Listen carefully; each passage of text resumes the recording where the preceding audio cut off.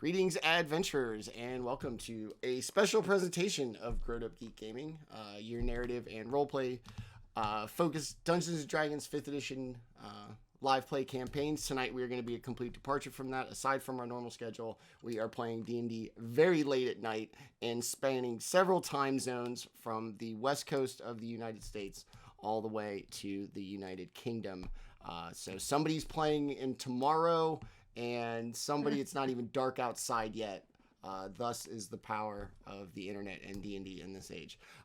So we'll do a quick intro. Most everybody you know, they are favorites of the channel. We are glad to have them.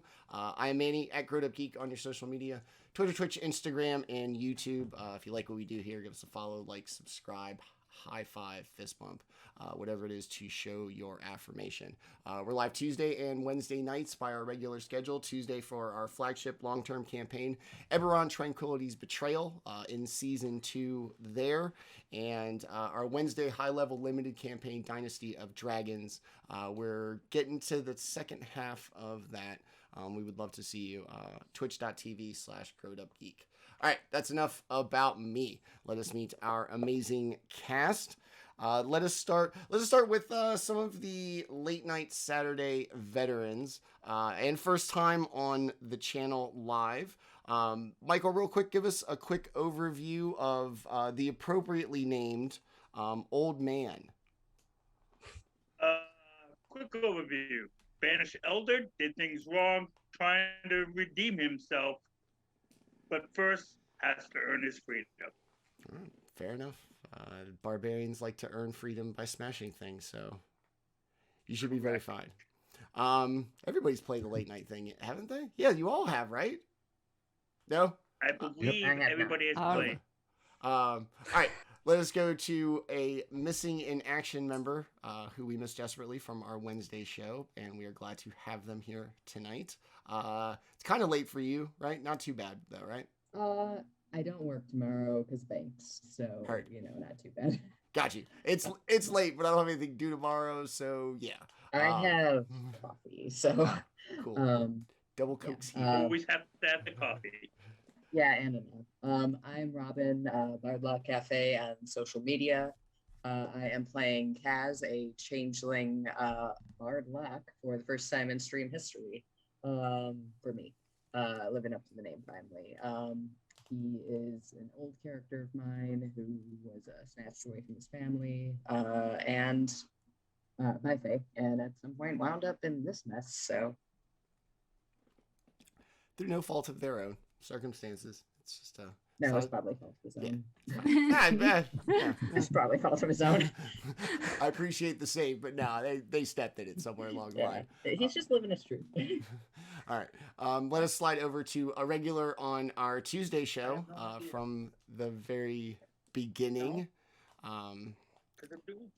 Tenta, tell us about Skogg and whatever weird thing you have brought to the show tonight. I'm Tenta. I play Skogg tonight. Skogg is a froglin, and he is basically the chosen one by his people from the Underdark to represent them, and he's here to try and win some freedoms and maybe some liberties here and there for his people, maybe knock down some doors.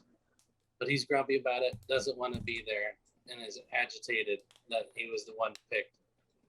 Kind of like work. Got it. Agitated, I don't want to be here. Yeah, they turned his love of killing into work, and he's grumpy about it. All right. If you love what you do, don't do it for free. So, yeah, whatever. That's the best campaign advice I can give. All right, sliding over to longtime friend of the show and occasional, last two of you, actually. Litza, tell us about your adorable character concept that you have been in love with like all day. Yeah. So I'm Litza. I'm playing a cute little robot Warforged. He's like a little ball on 4 legs, and he has just little cannons perched on him. That I don't know. I don't know what comes out of those. I guess we'll find out over the course of play. But yeah, he also has a little console on the front of him that he uses to communicate. So It's adorable, and I know you've been very proud of it all day. So yeah, I'm yeah. happy for you. Thank you. I'm pretty excited. Last and not least, our player from checking in from tomorrow in relation to the rest of us. Sam, how goes the future? Anything you don't want to spoil for us in the next, like, that might happen in the next 5 hours? Just cross your fingers. Let's put it that way. All right. I'm kind of sick of doing that lately, so. Yep. So I'm Samuel. I'm playing. I don't know why I always give my characters weird names that even I can't pronounce. But Tymiur, a elderly tiefling who has a eye patch and a cane. So no idea why he's in a place like this, and whatever reason there might be, he's keeping to himself. Okay. He's just a grumpy old tiefling. Nothing special. Everybody's grumpy. Okay, I'll change the objective then. In that case, he's very. Right. I know, actually. Let's play into my Britishness here. He is a very imperious tiefling looking down on everyone. Let's lean into the evidence. Legs properly crossed, trying to keep himself from getting dust on him. Got it. Naturally. The robot's alarmed. He has exclamation points on his console. All right. So we're going to stay up way past our bedtime for these lovely human beings to thwart me and make me do math in rapid succession, because this is what we do here. All right. So this is a special one-shot, as you've seen all over the art promo on Twitter, the overlay and everything. Special episode's called Freedom Fighters. We're going to do a little Gladiator combat where I mix my love of tabletop role-playing games, professional wrestling, and combat sports, as well as the Russell Crowe masterpiece Gladiator, to bring this with a little bit of Vegas dice thrown in with it. So you have found yourselves in one way or another captured by a traveling caravan led by a notorious necromancer, Vought the Everliving. And after your capture and placement with other prisoners, it has been made clear to you that one of the positive aspects, if one such exists, by being in the,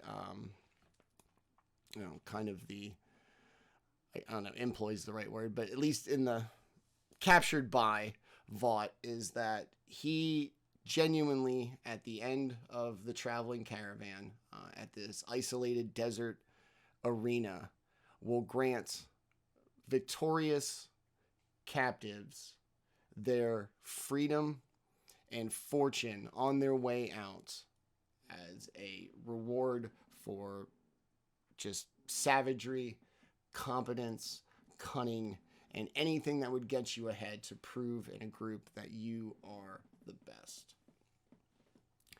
All morning you have seen groups of 4 and 5, just like yourselves, sent out to the arena floor. The crowd, dull at first, growing louder, finally crescendoing before falling dead silence at the end of yet another party vanquished by their foes. Group after group, some groups last 10, 15, 20 minutes. Others, it is over before the ovation has stopped. The slave pens underneath the arena have cleared out, and you are the only 5 that remain. The crowd is exhausted. You've been there all day. It is late in the afternoon, and even in the shade underneath the arena, the heat is just overwhelming. The gates slide open, sunlight pours in to the underground staging areas. The crowd begins to cheer, and you take those steps out through that dark tunnel onto the sandy floors of this large sandstone arena, sun beating down, and to your right, in the VIP host box, a very desiccated and pale looking cloaked figure sits there, half smirk on his face, looking down at you. Come, come, let us be done with this. I grow tired of seeing weak, pretending to be strong, demanding their freedoms, yet not being capable of fighting for it.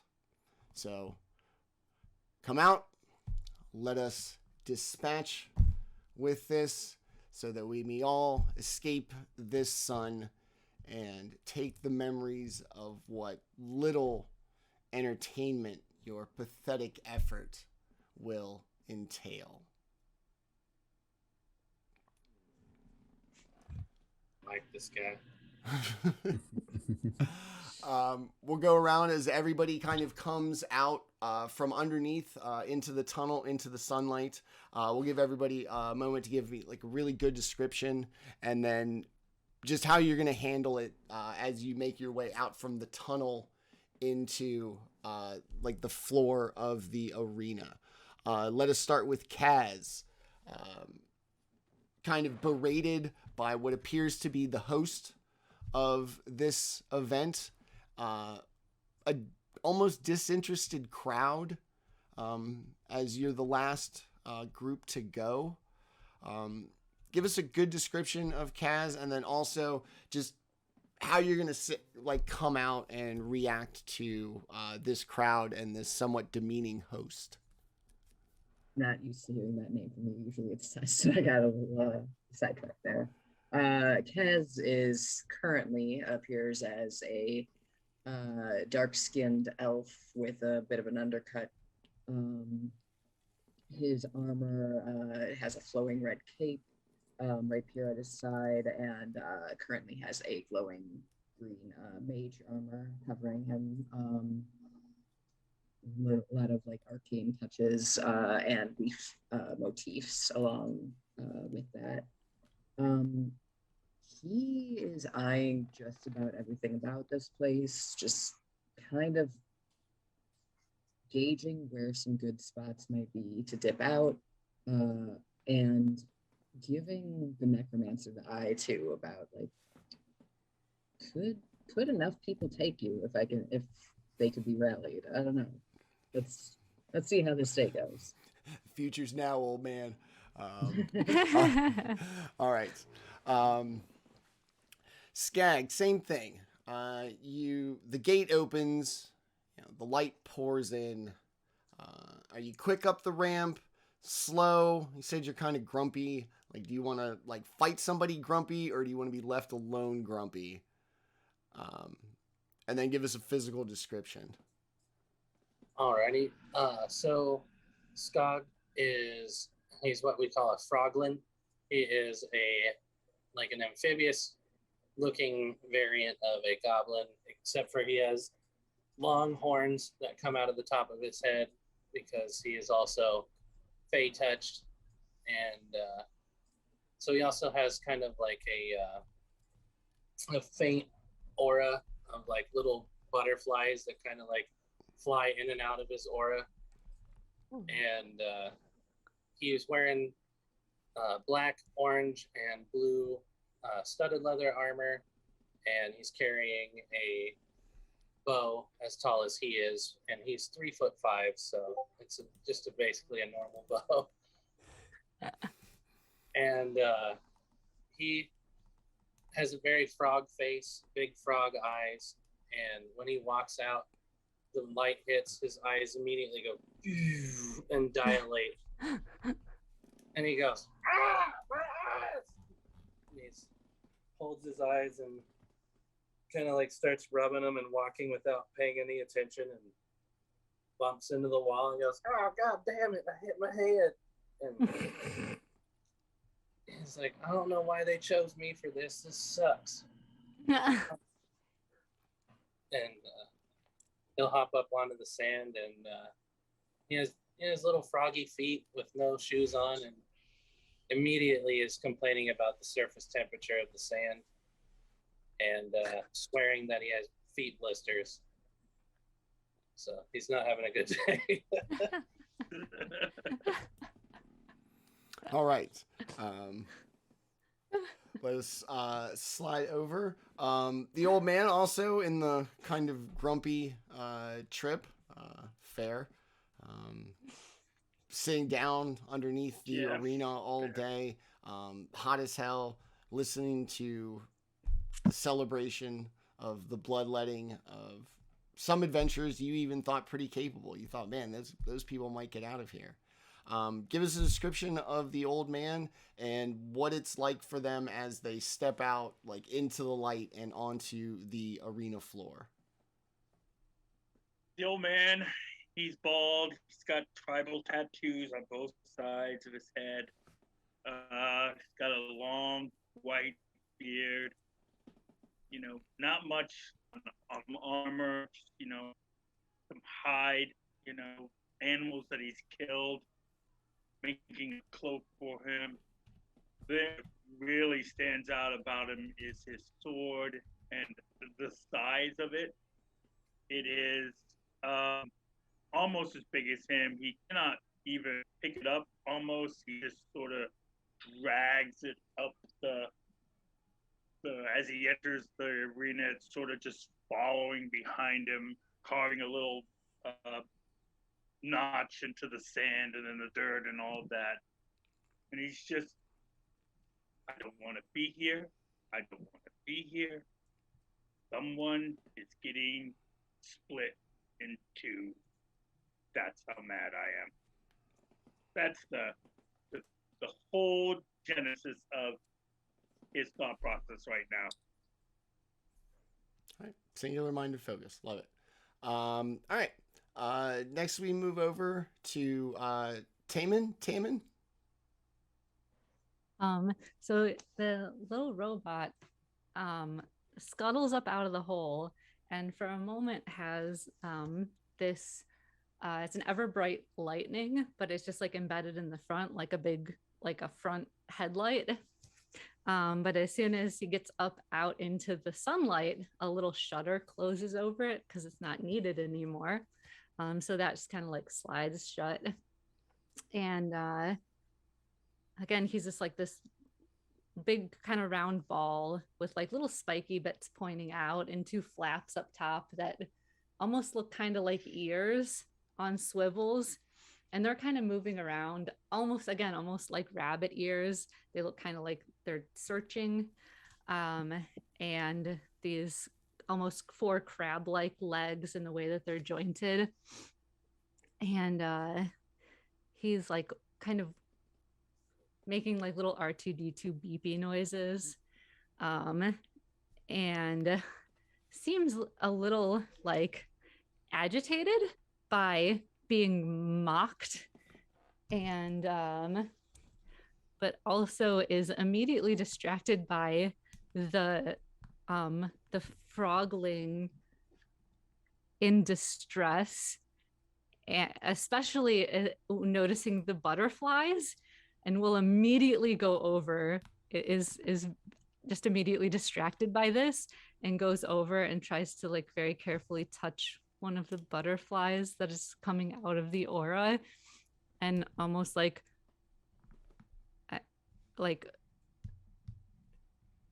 observe, but also seem terribly concerned for this this distressed creature. That's fair. I'm pretty distressed.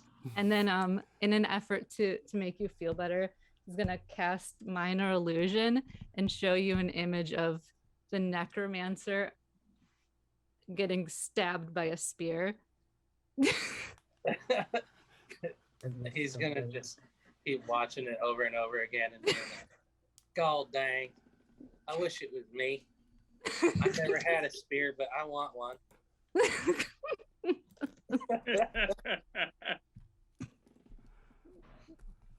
Oh, and when you try to touch my butterfly, it just kind of disappears into like little pink dust and then reappears and floats away All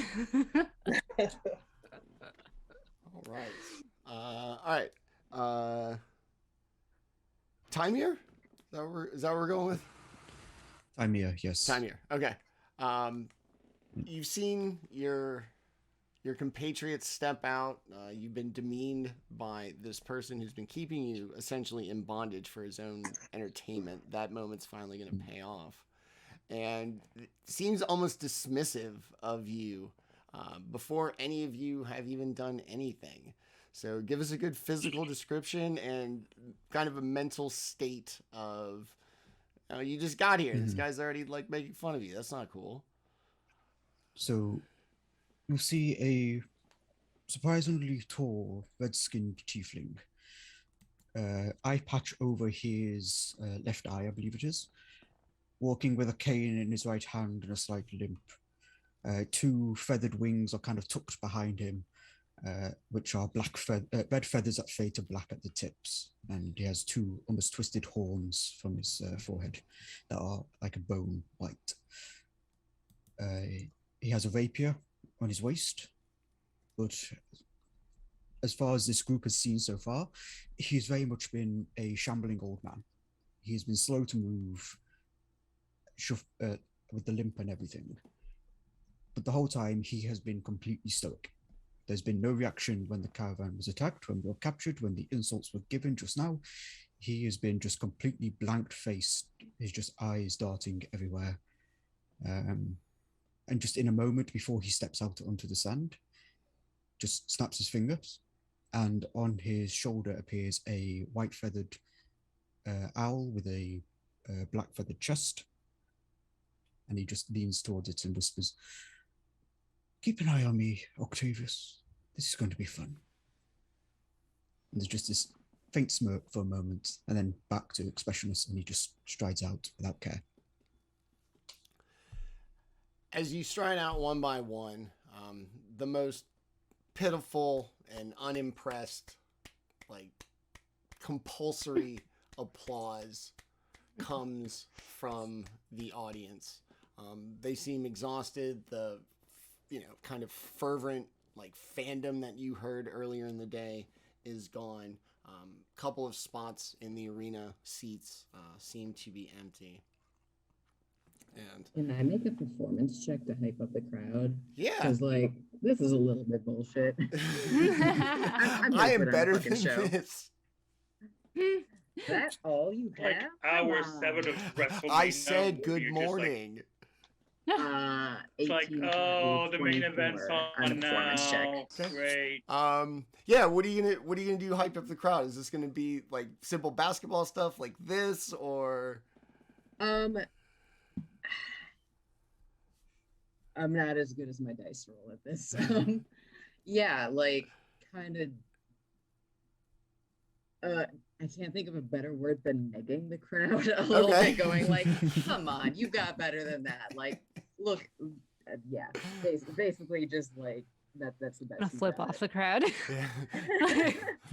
I'm not gonna say passive aggressive, like yell back at them. Yeah, there's a little bit of active aggression. Just like I'm hostily. Nothing passive about it. Yeah. I'm soliciting enthusiasm in an aggressive manner. Like the villains in wrestling, where they're like shitty to the crowd and get them riled up. And especially the easiest one is to shit on the town you're in. There's always the cheapest heat. That's right. Yeah, and local sports team. Yeah. Yep.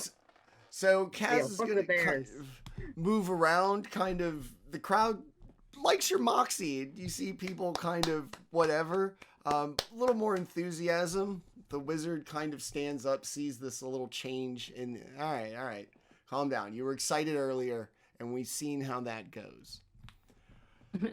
So welcome to my arena of benevolence, where to show my great mercy in this cruel and often inhospitable world, will grant one of you your freedom to live your short uneventful life as you see fit in this world ruled by lessers.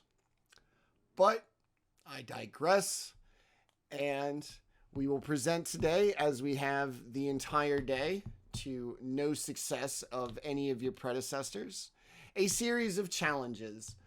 Your prowess, your quickness to dispatch these challenges, the roar of the crowd, as well as my discerning eye, will be the determination of your potential for freedom. And without much of a historic story or any big context to hype up the crowd, just people just want to see you get eaten so we can go home, I present to you the first round, hungry creatures. However, I concern myself that they may in fact starve if this pathetic Thinking the lot same thing. is to be their food.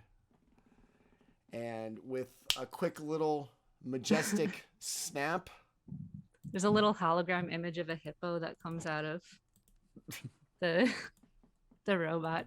That's his minor. That's the whole reason I took a minor illusion, is so you can make little holographic images in front of him to communicate with. Is this Tymiur, this by 'cause the way. Go ahead. I was going to say, Tymiur, by the way, he's looking up at this necromancer and just, finally, you talk way too much, my friend. Manny, are you putting these on the field because I left Wednesdays? Is this payback? I know they were open tabs and I really like them, and I want to see if it'll work twice. So he's I'm gonna I'm the turning my robot's gonna hammer off again. try to copy one of them, like he's trying to make an image of one of them using the minor illusion, but it's like badly done. Like he's never seen one before, and he's just making like confused little beeping noises. Tell me you're drawing a mind witness from, it looks like somebody trying to draw a mind witness from memory. Yeah, like he's trying, like he's trying to like load it into his memory bank. Like, what is this?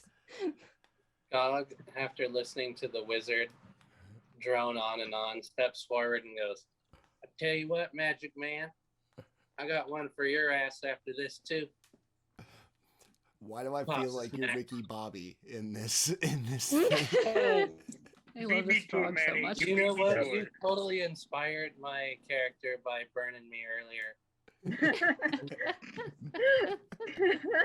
I was like, you know what? I do kind of look like a redneck. I'm gonna my character's a redneck. Deep south. these It's last minute gonna be character great. decisions is why I love all of you. So two mind witnesses, two intellect devourers seemingly appear out of nothing at the motion of the hand of Vought the Everliving. I'll give everybody a relatively free action to take this opportunity to express yourself in a way befitting of your challenge in front of you. And then we'll roll initiative and we'll kick this bad boy off. Kaz, so insulted intelligence, worried that the intellect devourers were going to starve in your presence. I mean, that's... Yeah, Cass doesn't say anything, but it is like, yeah, that's probably pretty fair for me. He's got a point. Not very nourishing. As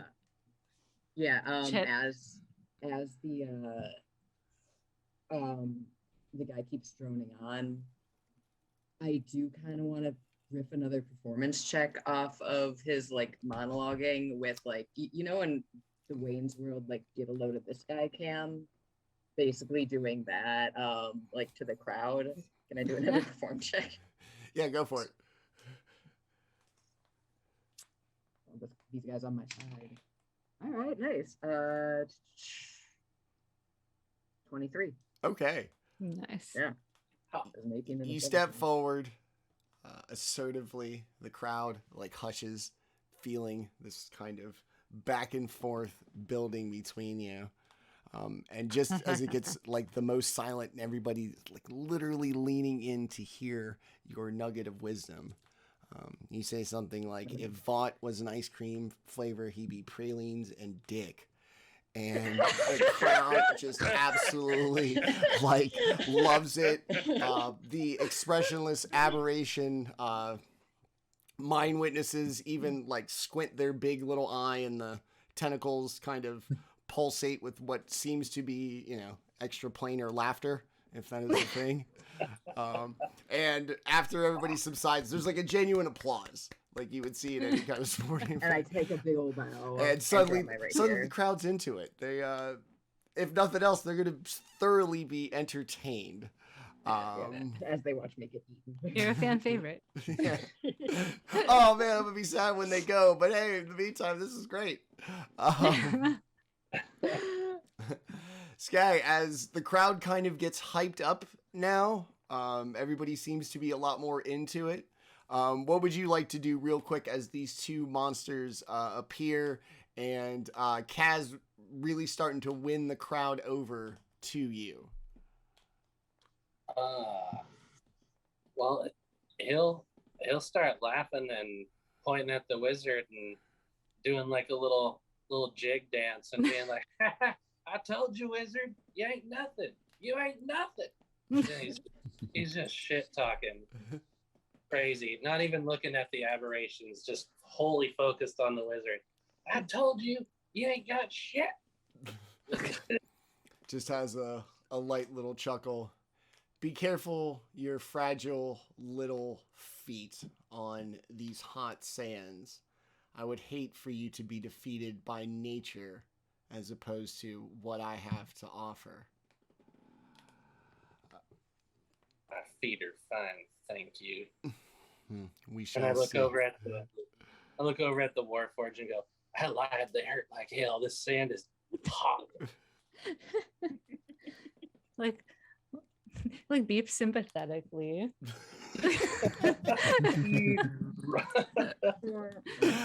I would love to close captioning for that. Sad beeping sounds. Sad beeping sounds. Old man, you have seen your little amphibious companion screaming at the wizard, which I'm sure will pay dividends down the road. It is a course of action I absolutely recommend pursuing at great haste. Kaz is getting the crowd kind of hyped up by playing on the host being kind of a dick. What are you going to do with your free action as the horrible creatures appear? Well, the old man has been sitting there for more than 5 minutes, has put his sword and his head down on his handle, and you can hear slight snoring coming from the old man, and him mumbling, fucking wizard never shuts up. Wizard never shuts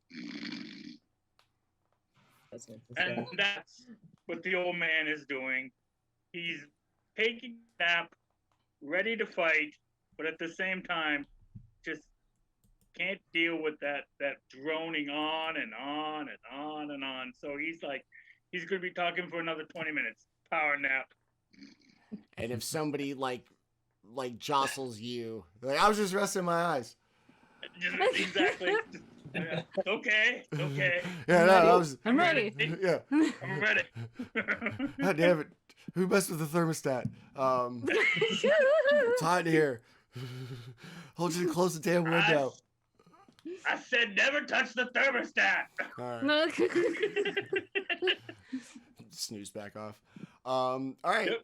Our little Warforged companion, these freakish creatures that suddenly have taken your interest, your digital feelings that have been hurt by this kind of freak of nature in and of its own existence. What would you like to do as these monsters appear? The crowd gets a little hyped. Old man is sleeping, and Skagg just seems to be wanting to yell at the wizard.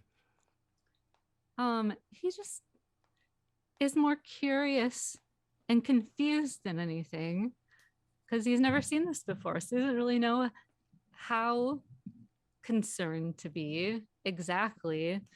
You seem So I okay. do think that it's important to mention that I did take a headband of intellect as one of my magic items. I think Nice. I saw that actually. I don't know if that's pertinent. it, Situation. it may come up. Okay. So That means your I robot just has it. remembered. I was like, oh yeah, I have that. So She's got like a Karate Kid bandana, like something Under it's this. probably like embedded in the metal. But yeah, Yeah. something like that. It could be removed with like a crowbar probably. But yeah, it's in there. He also has what is it? An orb of direction, which looks like one of those fancy compasses that's also embedded in the metal somewhere with like just a spinny. So yeah, you can tell. Very useful in the Underdark, which is where he came from too. Whoa. Yeah. We both made Underdark dwellers. That's I know we did. Yeah.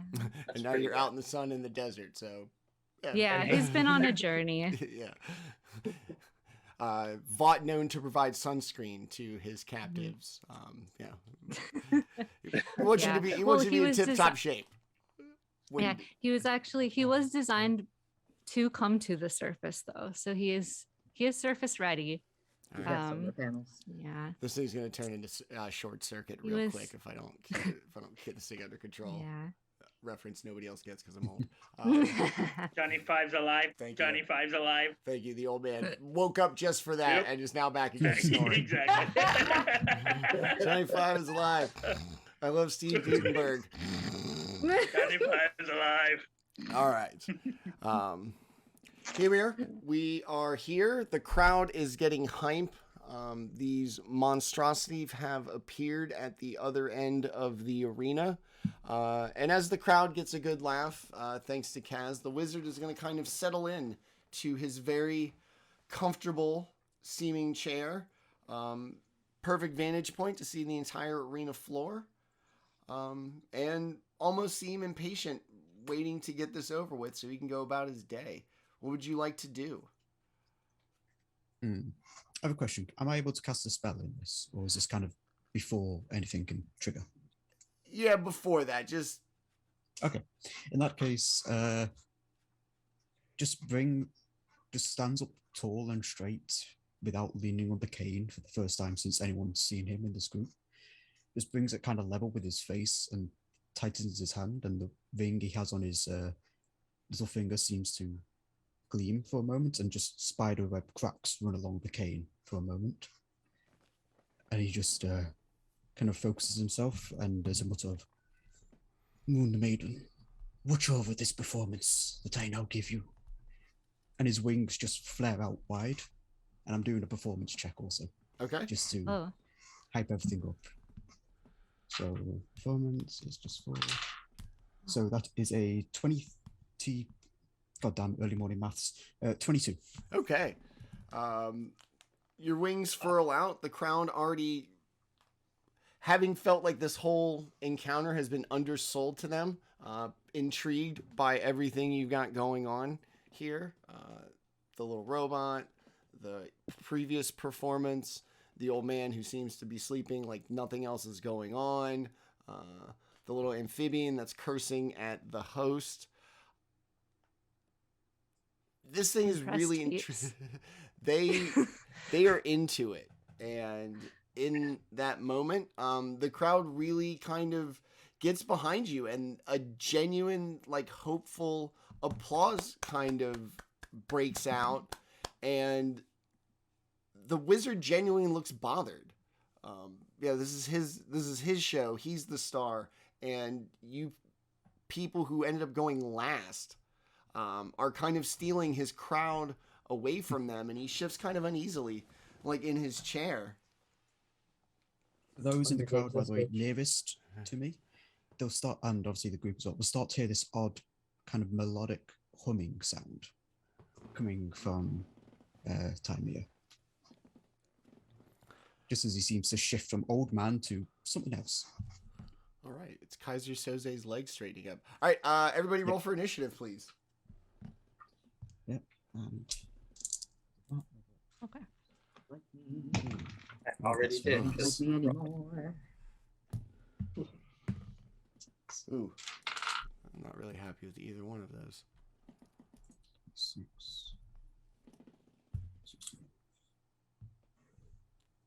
Is that a 2? Yeah. Okay. I got 14, by the way. Okay. 15. So 11. 11. so that's a 26 Whoa. for Tymiur. Whoa. Alright. Somebody really wants to go. Like, really bad. He's so And- fucking ready. I can't wait. And Octavius, the owl, has a 16. Is definitely that has his name. own initiative. That was just last second name, so I'm glad. Pulled it out Character there. named out of nowhere. Octavius. So Okay. very So, partial. Octavia. One of my what I 500 think. characters. Oh man, what'd you get? 15. 15. Oh. Very Everybody won. respectable. Yeah, everybody kind of a wait and see attitude. And then Kaz, what'd you get? Also 15 initiative is a +4 if that's the tiebreaker. Okay. Just remember, the old man is sleeping, so he can't have a high initiative anyway. Hey, we're fighting. Huh? What? What? Man, nobody is intrigued by going. We did get a 26. I mean, I'm not asking for everybody to get 26s, but at least seem engaged.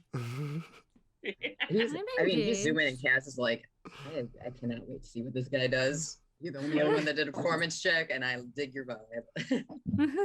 It's as you said, it's like the Kaiser Soze moment. Yeah. This is just old tiefling who's been hunched and shuffling is just completely different now. I have an 8 charisma. I'm not great with the whole Besides, Manny, if understanding you want us to be, people thing. Yeah. Empathy's Besides, not Manny, really if you what I want do us to here. be engaged, you shouldn't have had a necromancer monologue for what? 3 hours? I needed to establish villainy, and I like to monologue. I mean, come on, we've been doing this for a while now. We know. This is me. Playing the villains is one of the best parts of this. I love me a monologuing It's- villain. and it's Call definitely me not the math. monologuing. It's the latest shit here. I'm about to do like real math. All right. These 4 creatures from beyond, alien looking, looking exceptionally moist and like dripping, some kind of viscous thing despite being in the baking desert sun. And as you've been standing out there for these couple of moments during the intros and everybody's favorite one-sided dialogue, you noticed how the sun is just beating down, not just from the sky, but radiating back up at you from the ground. Everybody give me a constitution check, please. Oh no. Oh no. That's fine. I do have. I'm worried the about barbarian. I'm worried about the frog. Oh no, the frog. Oh, actually, it's a bad roll. Hold on. 21. What are we For doing? time, yeah. Constitution save or Check. check? What are we doing? Because Yeah. this fucking monster. Not a it's save. Oh, Yeah. I like the fire. I like. really bad. I'm resistant to fire, so I like the heat. 16. Good. 8. Oh no. Old man. Hey, What'd you get? I got 24. 24. 18. Barbarian, what do you want? Okay. As the heat bears down on you, everybody except Taman has this kind of natural cooling, a biological kind of existence. The sun on their metal exterior is just going to start to slightly overheat, and you are going to take 1 level of exhaustion. as Okay. The heat bears So- down. A little beeping noise starts going. There's a red flashing light. Anybody standing next to you just kind of like feels like the heat radiating off of you. Like, ugh. There's just like a worried whistle noise. All right. Tymiur, it's going to be you to begin with. I can just quick measurement.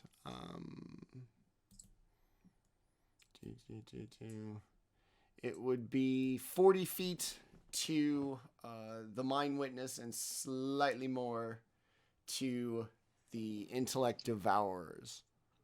Yep. Well, the wings, as I said, are flared out at the moment, and just look down at the tiny robot and don't worry, maybe this will cool you off. And the wings just powerfully beat downwards in one moment, and I take up into the air. As I'm doing so, the grip on the cane tightens all the more, and the wood shatters entirely and reveals a humming rapier of almost twisted obsidian that kind of catches and gleams in the sun and this song almost seems to emanate for a moment as I trigger my blade song. Just take up to the air and hovering about 30 feet of distance wise. I would be, hold on. It's about here, about 20 feet up in the air. And my form just seems to start shifting for a moment, almost like a static, as I cast blur on myself. Okay. And that's my turn. As you move up, staring down these enemies. Almost in perfect eye line with Vought the Everliving. He's gone back to that kind of bored posture, just almost seeming disinterested, suddenly kind of jarring at the kind of odd sight of somebody not looking down on a participant. And kind of in that case, I purposely made sure to be slightly above. Kind of sneers, slightly sneers at you, sits up straight so he doesn't look like he's slouching in his chair. Sits up straight and kind of tries to get his shit together. I'm just going to smirk. Single like cat-like eye gleaming, just smirk at him. I hope you do enjoy the performance. It's going to be a good one. And then I just dart down to my enemy. All right. Anything else? That's my turn. Okay. Octavius is actually next to go. Octavius will, from my shoulder, let me see, what's the owl's movement? Owl's movement is 60 feet. So from here to 25. So I'm just going to look at Octavius and, my friend, it's been a while, if you would. And the owl's just going to dart down towards the, so it's the intellect devourer, and what's the other one? A mind witness. They're a beholderkin. Gotcha. We'll dart down to the mind witness. As an action, is going to use help. So the next person who attacks that mind witness has advantage. And then immediately using the flyby trait to not trigger attack of opportunity, turns around and barrels back to my shoulder. Okay. And that's his turn. Okay. It is actually the intellect devourer's turn. That's how bad you all were at initiative. Why are you being mean to me? I'm not being mean. I was like, it's not just you, it's everybody. I'm disappointed in all of you. Not for me. I'm good. I'm perfect. How can you be disappointed in me? All right. It's going to move up. And this one is going to move to there. Let me go ahead and number them just to make it easier. And it's going to skitter up underneath you. And you're how high in the air? 20 feet. Or thereabouts. Okay.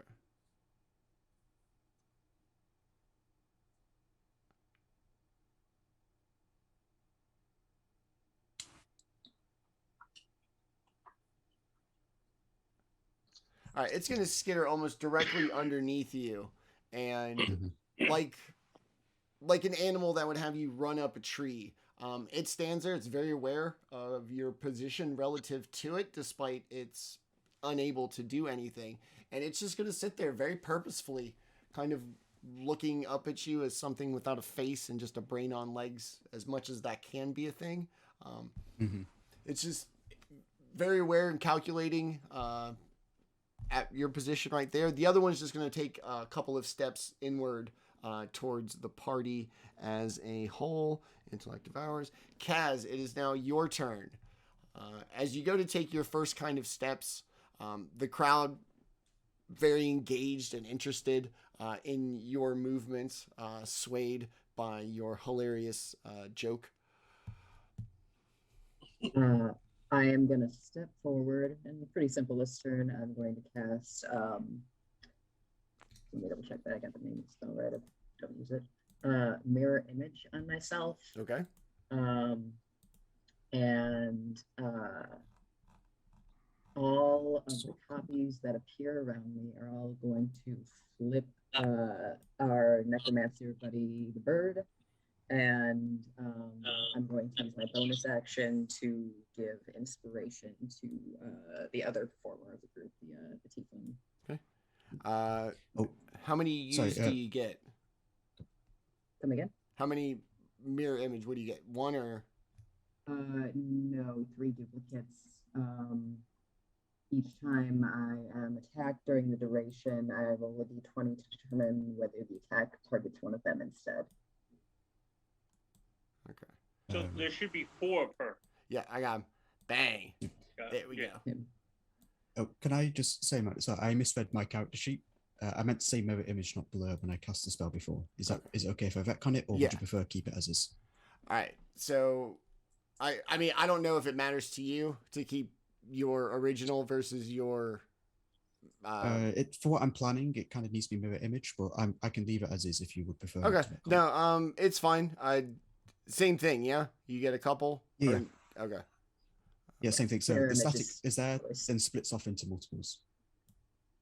Sorry about that. I misread my spells. All right. Like an idiot. All right. Same thing. You get 3 of them as well. Yep, 3 as well. Okay. Then your red bands, the one with the red band is going to be, I guess, the like original you, as it were. All right. Sounds good. All right. Kaz, you get a bunch of yous lying around or appearing suddenly. You giving them the finger? Yep. Okay. And then bonus action inspiration to Tymiur. And that is my turn, I believe. Kind of doing a little shuffle, like the cup game, but with copies. Amazing. All right, we're gonna play the what shell level is game. your inspiration? What dice? It's a D6. D6. Thank you. Yep. Okay. All right. Old man, you have watched your party suddenly multiply in size. It is a population boom. It is bunnies at Easter suddenly on the floor of the arena. All the commotion, the crowd. You've snapped from your little "I was just resting my eyes" moment. And what would you like to do? Well, first he'll look at all the bunny popping and go, "Shit, magic, Jesus!" And then, in a blink of an eye, faster than most people would expect from him, he's going to be on top of the mind devourer, or the intelligence devourer. As his bonus action, he will just lift his sword, go into rage, and then he'll take 2 giant swipes.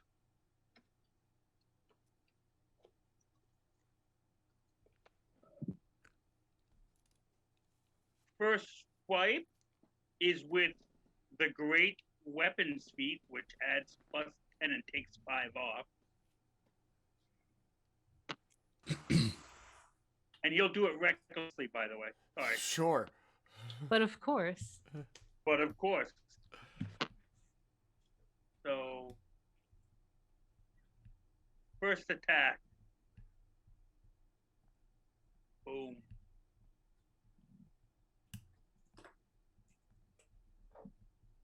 Does a 12 hit? It does actually. Alrighty. Yeah, then. there's 12 squishy. hits. There's squishy. Gotcha. So then he will do.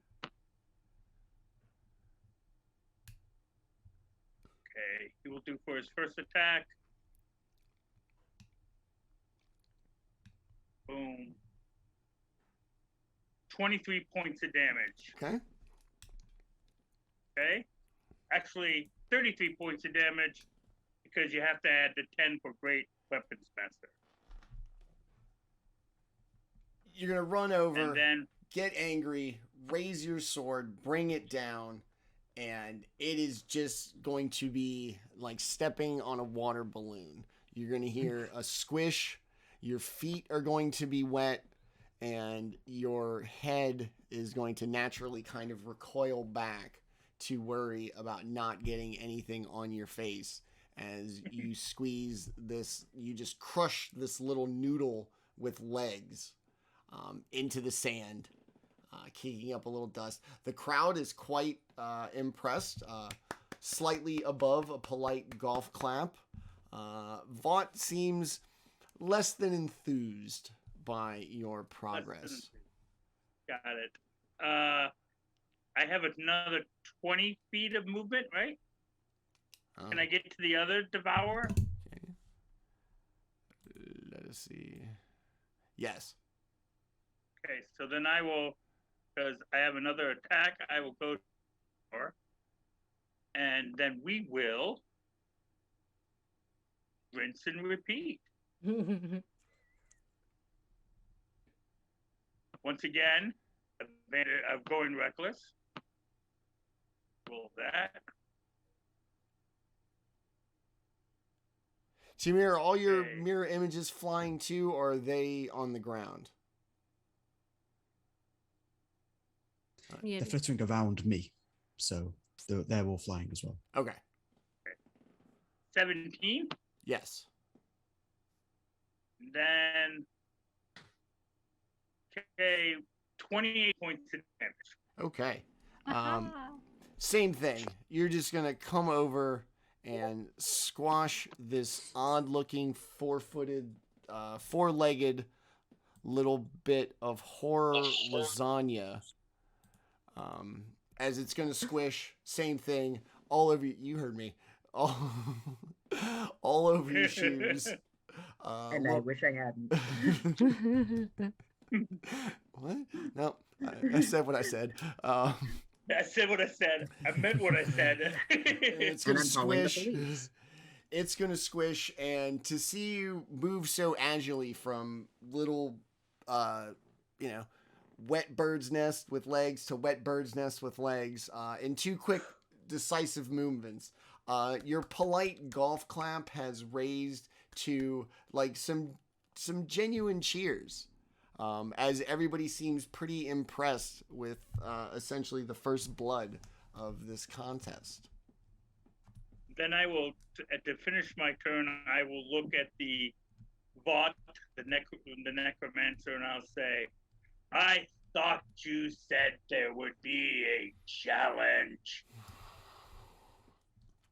You have just arrived, and even our most confident party today has not made it too far. So let us see. I am still confident I will make it home before dark. Anything else? No, I will, that is at movement action bonus. I will put my head back on my sword and go right back to sleep.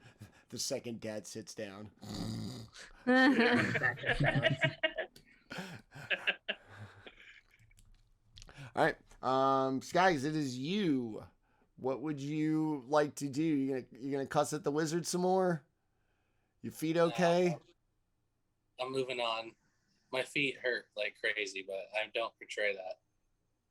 It's hot. Very stoic. Yeah, I'm normally under very deep and dark waters, so this is uncomfortable. But can someone owlbear me over like about 30 Yeah. feet away from one of them? Give me a second. Unless I'm already there, then I'll just park there. That's fine. Would you want the one on the top or the one on the bottom?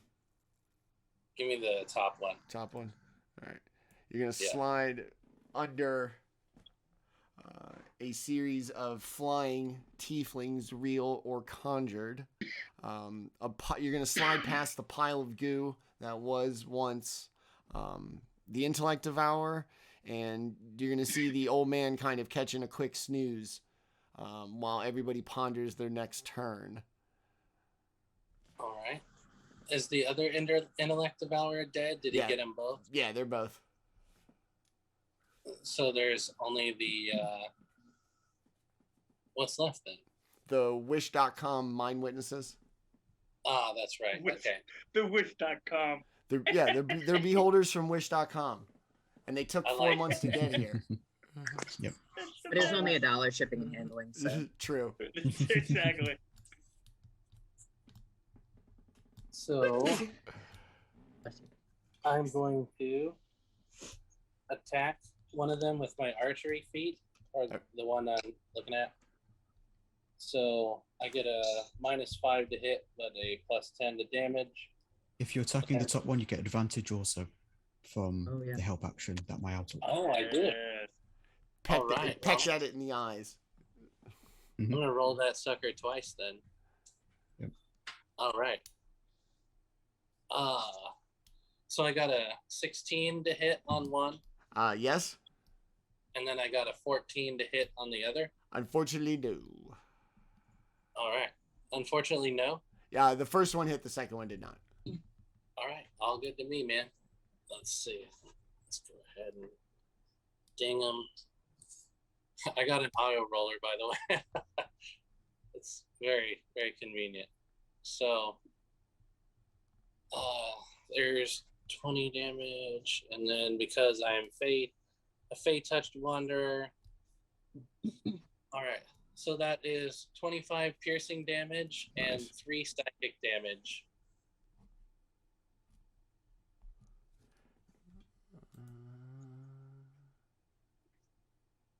All right, very nice. You're gonna shoot it through an arrow, through like the big, meaty jellyfish part, just missing its eye. All the tentacles are gonna kind of focus on you now, and the wizard is gonna have like a nice little chuckle. You're pretty close to him. He even has to kind of look down over the edge of his box to see you. That's how close you are. And you can hear him have a little chuckle as you pierce this thing with an arrow. It, of course, makes no sound. It doesn't wince. It doesn't do anything. Just passes right through it. You hear like that squish sound, like somebody stepped on an orange. And it just sits there undeterred. I definitely disapprove. No, sir, I don't like it. Yeah, no, sir. All right, anything else? Nope, that's the end of my round. Okay. Our little Warforged companion, who's already exhausted, wish you'd gotten the cloth interior, not the leather. It's hot in here. It's hot in here. All right. What would you like to do? Anybody got some water? Let's see. Ah, shit.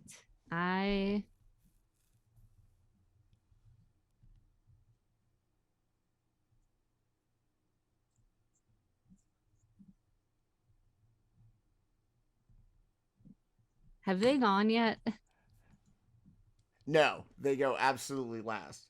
Oh, which is next. So they go after you. Can I hold an action? Okay.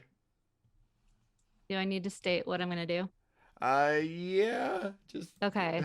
That's fine. So once they are within 15 feet of... Okay, so I'm going to move... So I have a spell that casts in a 15-foot cone that I want to get both of them in. And I feel like they're going to start moving towards everyone. So I want to move. All right. Yeah, I can't move my token. I want to move up next to our barbarian, I think. And next to me, right? Yes. Next to the old man. And once they get close enough to where I can hit them with my 15-foot cone frost blast, I would like to do that or attempt to do that. Is it gonna be? Would it be both of them, or you go with one? You go with like one of them. It would hit both of them. It's a 15-foot cone, and each creature in that area must make a Constitution saving throw. He's asking, like, as far as the trigger conditions, would you be okay with just getting one of them? I want to wait until both of them are in that area, but if it appears as though they're both not going to, then I'll. You could delay your turn. I would say, well, now the pressure's on me. Like, this is what I want to do. Well, I'm not gonna do it. Yeah. Like, I mean, I was like, if I just they hate that. both- This is kind of a dick. This is kind of a dick thing to do. Be like, oh yeah, what's your plan? Yeah, I'm not gonna do that. Sorry. No. I was like, No, I it's hate fine. it. If I just hate that. I just feel like it's if always it's so weird. Right. No. If they're not going to both be in the area, then I won't use the spell because I feel like it's not worth wasting one of my only AoEs. This one's going to come but- this way. Okay. It hi. is. How you doing? It is going Nice to to go meet you. after the old man. It sounds like what happens if you like wring a sponge out as it like sloshes over to you on the wet or the dry arena floor. And number 5. Is it making? Oh god, sorry. You got me. All right, old man, I need you to make a Constitution saving throw, please. Really? Constitution? I let the dice decide what I rate to use. Got it. Because if not, I'd be blasting you bitches with a aversion rate like all day. 13? Man. What, you were just like 3 seconds ago talking about what a ridiculous request a Constitution save was, and then you give me a 13. Yeah. It's not a slam I know. dunk. You do pass though, so we're not going to quibble about that. But he's Listen, there with the boasting about like, oh, what a waste of time. 13. 13. Listen.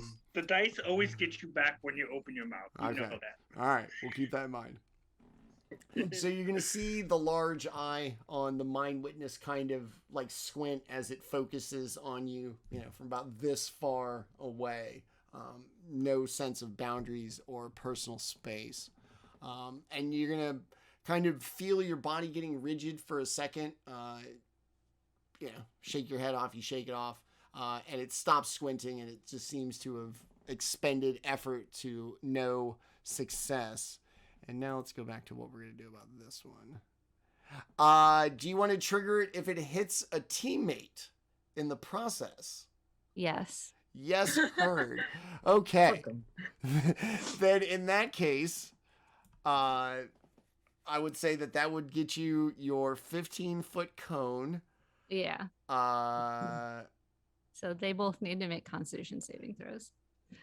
And because I have the evocation subclass, bam, that's right. The old man automatically succeeds. So oh man, the whole point was I wanted. I know you did. Yeah. I know. So you were not slick. That was so Oh, one step ahead. Yeah, I'll totally hit him.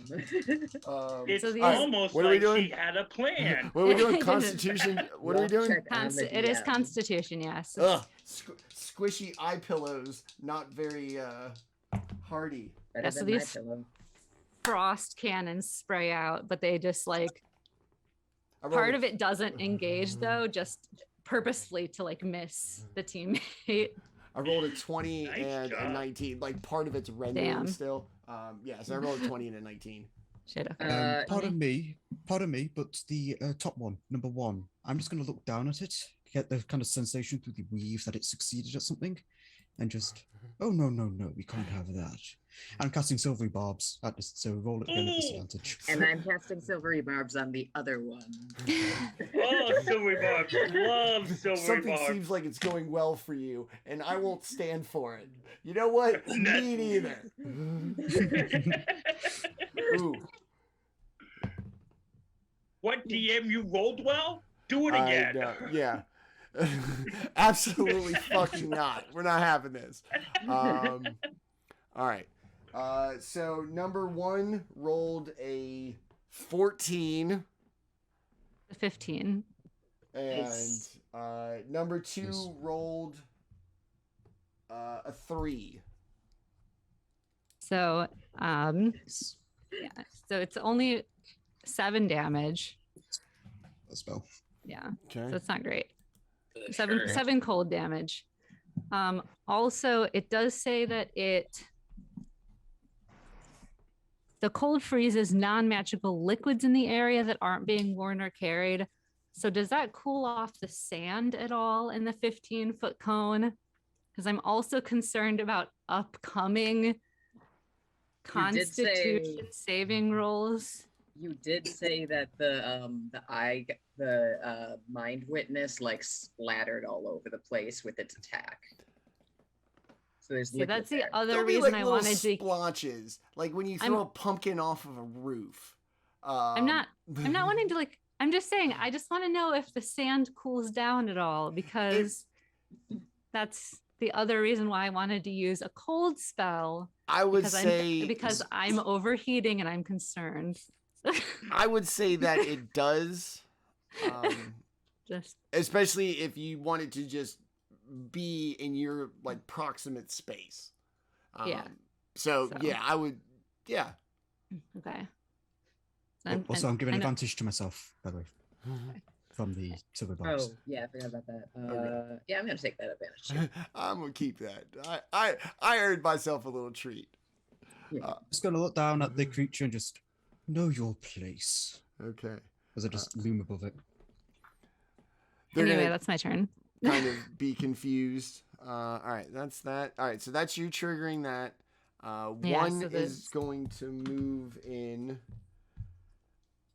All right, so that's adjudicating your turn. 2 already went. 1 triggered your action with their movement. Now it is 1's turn. Yeah. Real quick, Manny, can I, because it can also be used on saving throws, can I actually give that advantage to our little Warforged buddy here? Yeah. Aw, thanks. Not a You problem. look That like can be you look used- like you're struggling. It's hot out here. that It can be was used really on, hot. Attack roll, ability check, or saving throw within the next minute. Okay, that's a plus D6 No, that's advantage. Advantage. advantage. Okay. Yeah. Sweet. But it triggers on the next one. You can't choose when to use it. It's just on your next attack roll. Same Okay. for Oh, ability good call. check. Good call. Okay. Okay. Once again, old man, I'm gonna let the dice decide what little blasty ray you're gonna get. I need a strength saving throw, please.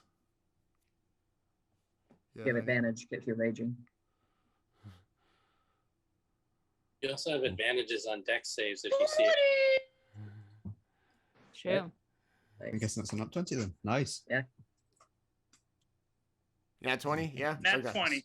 Nat 20. It's gonna again squint in your general direction. You can feel yourself becoming slightly weightless, as if you were being picked up. But after a moment, you just kind of settle in and, I don't know, lower your center of gravity. The squinting stops, kind of shudders its head, and to another effort to no success. All right, that will be. Can I look at the necromancer now and once again just shit talk? I thought you said we were gonna have a challenge. 2 squish things and 2 icy jello bowls. No challenge yet.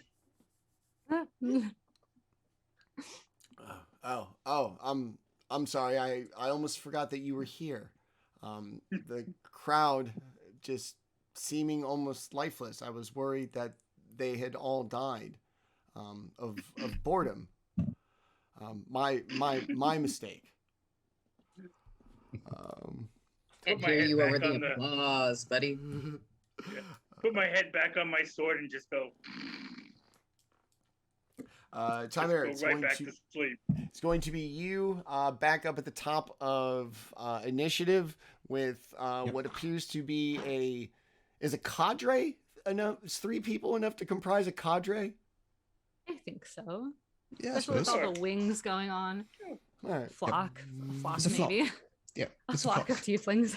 The musketeers. A murmuration, even. A murder, A probably. flock A murder of A tieflings, flock of yes. Murder tieflings. tieflings. Wasn't There's- that I an think- English band in the 80s? The flock Yeah. of tieflings? A haunting of tieflings. Yeah. I think that's a horror movie. Funny you say haunting, because as it comes to my turn, just going to run my hand along the rapier, the kind of obsidian twisted rapier, and a slight vibration is going to pick up that almost crescendos into a chorus for a moment before fading away as I cast Spirit Shroud on myself. And I am choosing to take, let's go radiant damage for it. Okay. So this kind of chorus surrounds the tieflings for a moment. He looks down at the 20s below and Moon Maiden, bear witness, and just goes into a dive essentially, and just straight towards number one. Okay. So Get that advantage. they copy Swarm obviously with him. Owl's clutched to his shoulder, so just dives down and goes just spear it with the rapier. So that's at advantage from Silver Barbs. That misses. That one hits with a 19 plus something. Yeah. For 24 to hit. That deals 1d8 plus Spirit Shroud gives an additional d8. So 6, 11. So 13 points of damage. Ooh, very On the nice. first. And then just draw back and strike again. Okay. This is on number one, yeah? Yeah. Sorry. This is on number one, yeah. This time without advantage, but that's still a 21 to hit. Yes. Dealing a total of, where's my video? 5 for 7, 12, 14 points of damage. All right. This, like I said, kind of slightly more structurally rigid jellyfish, like floats before you, expressionless aside from what you can garner from like the squinting of the eye and the tentacles kind of going about. As you bring down your second strike, once again, like throwing a pumpkin off of a roof, you hear this kind of like crunch and squish all at the same time. And it's just going to kind of flop to the ground. The crowd, in a moment of genuine surprise, gasps audibly, followed by a very great round of applause, as well as some genuine cheers. And anybody looking would notice once again Vought becoming a little kind of squirmy in his chair as you strike down the mind witness. In that case, just cast the rapier to the side, just a splay of ichor and blood onto the sand. Wings come out and straight back up into the air, and making sure again to be hovering above the necromancer, so I'm looking down at him. Imagining they're all doing like a choreographed ballet. I'm feeling like Four of synchronized them. swimming, but Yes, in, exactly. but Like in the air. yeah, I'm thinking like Joe when you see like sparrows in the evening, where they're just the whole flock of sparrows in the air. It's beautiful. Stab, The robot's stab, doing like dun, an dun, appreciative dun, whistle. dun, dun, stab, stab. The murder ballet. Yeah, it's beautiful. It's very avant-garde, beautiful. but I love it. It's great. I'm trying. And then just stare down the necromancer, and that's my turn. Okay. It's gonna once again much more attempt to put on kind of I reluctantly use this phrase, like a tough, stern face. Kind of old, face not really doing well as it is. Doesn't want to really draw attention to it. but almost seems straining, like in an effort of like trying too hard or project like a strength that maybe not there. As you settle in once again above his eye level in his private box in his custom arena that he has built, seemingly dissatisfied and uncomfortable at the kind of dynamic going on here at the moment. Please, my friend, one's standing in the world comes from one's mastery of the self, not some false illusion you're trying to draw. Your authority is so weak, it is obvious. I am the master of many selves. Of course you are. Take care. You'll get there eventually, I'm sure. You've got your own death.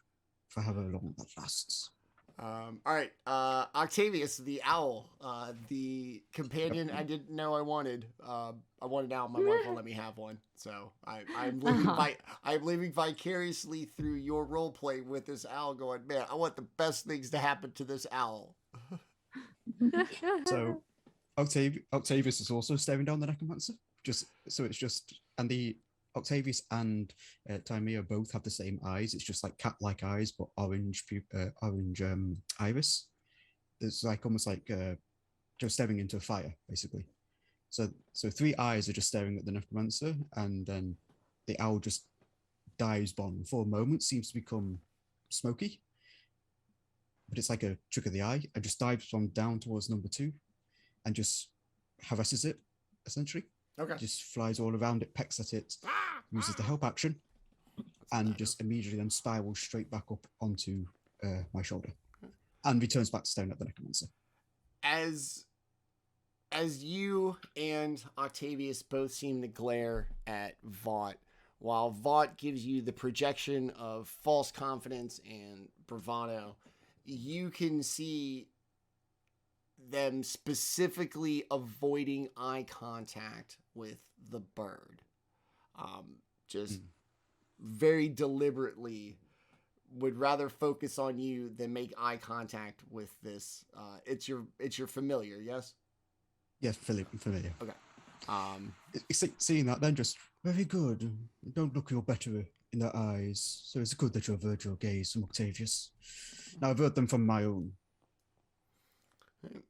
And continue to stare at you. Kaz, it is going to be you, as we've got one of the mind witnesses and both of the intellect devourers down. You two have a cadre of... I sure do. He's gonna raise his like rapier hand and just like, hey, it's been 12 seconds. And run forward and kind of sideswipe with the rapier and use booming blade. I have not used this before. Give me a second.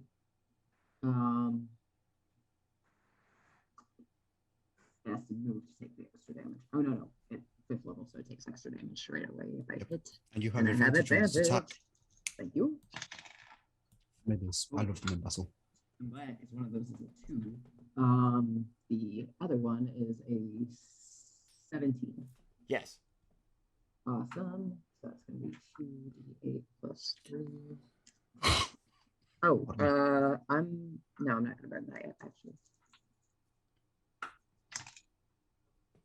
Just 10 points of damage. 4 of that, or sorry, 6 of that is thunder. And if it moves, willingly moves 5 feet or more before the start of my next turn, it takes more damage. You've played with Raz, you know. Yes, I'm very familiar with this. Somewhere right now, he's waking up in the middle of the night going, wait a second. If Manny moves, better know to take that damage. All right, very nice. Can I? Yeah, go ahead. I was gonna say, can I use my bonus action since like there's been a lot of cool shit to like perform check again, but sure. This time I kind of want to like unnerve the dude specifically. Okay. 17, nice. That is a total of 24. Okay. You want to give like a mocking kind of I don't want this guy to know where the hell to look among us, like at which one of us is a problem right now, and just kind of like hand quicker than the eye, like, all right, are you a clown or are you actually gonna be an issue? Okay. Throwing him off his rhythm. All right. As you being the first one to kind of begin to win the crowd over, your actions are especially closely watched, your successes celebrated, and as you move,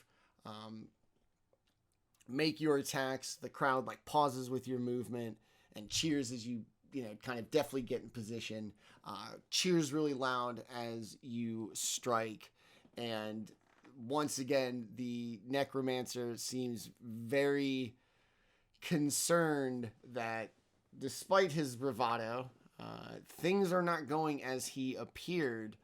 And even some members of the crowd seem to be jeering him on the party's behalf. That's what I'm looking for. I forgot to add my dex to that damage. It's another 3 points. Okay. Sweet. So the crowd's pretty into it. Like they're pretty into it. You having recently made a stunning maneuver, and like I said, some of the crowds, even especially those like closest to the box, like kind of leaning in. They're a lot better than you thought they were going to be, huh? I'm glad I stuck around for this all day. You just see him settling into his chair, still avoiding eye contact with the like bird. you at a sports show. All right, Kaz, anything else? Bonus move. Nope. Yep. Okay. I really want him to have a hot, bitchy wife for some reason. The necromancer or me? Both. Why not? I don't know. He's got a trophy wife. I mean, I was thinking the necromancer, but why not both? Damn it, woman! I'm having fun, my friends. Tell me about the lawn. Not in front of the adventurers. Why do you have to? God. Why do you have to do this all the time when my friends are over? All right, Kaz, you're good. Old man, you're going to hear an ovation from the crowd as Kaz further begins to win them to your side. It's loud enough that's going to startle you awake again. Once again, insisting you were just resting your eyes and asking the crowd, do you all know what time I got up this morning?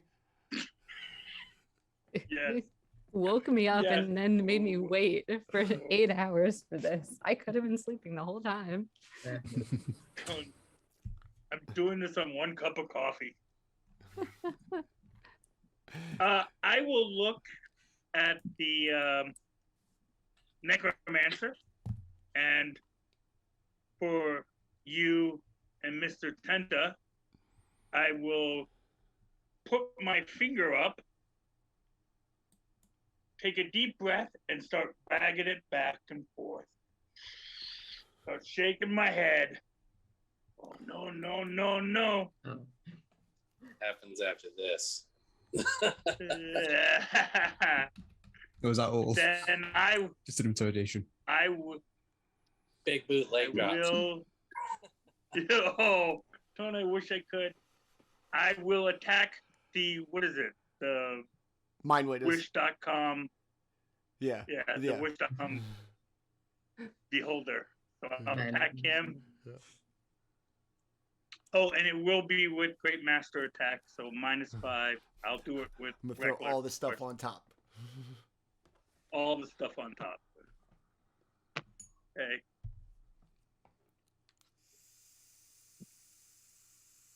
Uh, 17. Yes. Okay. That's going to be 27 points of damage. Very nice. Yes. Still up? Excuse me. Yes. Yes, it is. Then rinse and repeat.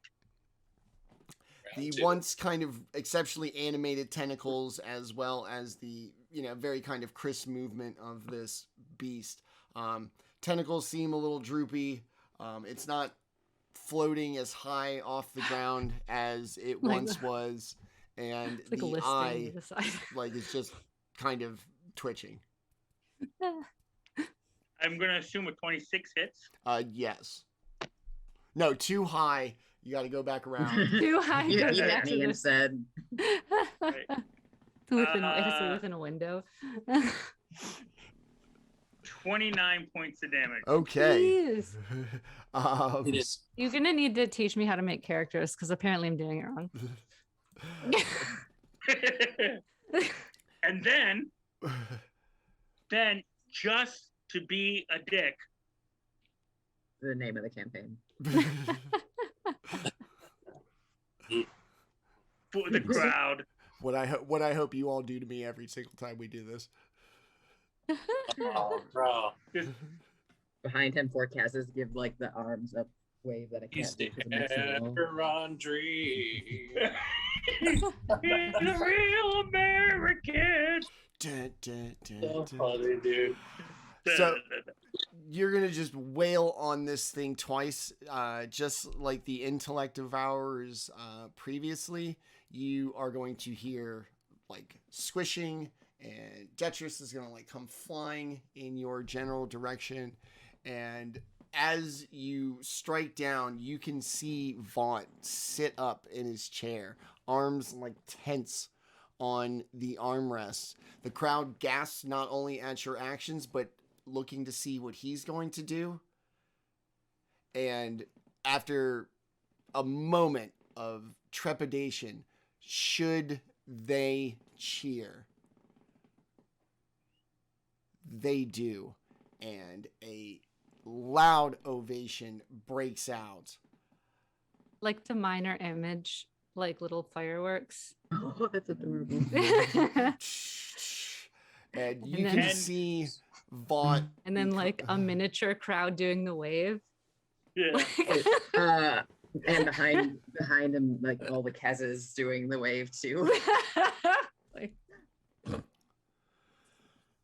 Yes. I have been on this plane of existence for centuries. And to end my turn, head back on the sword. this is good.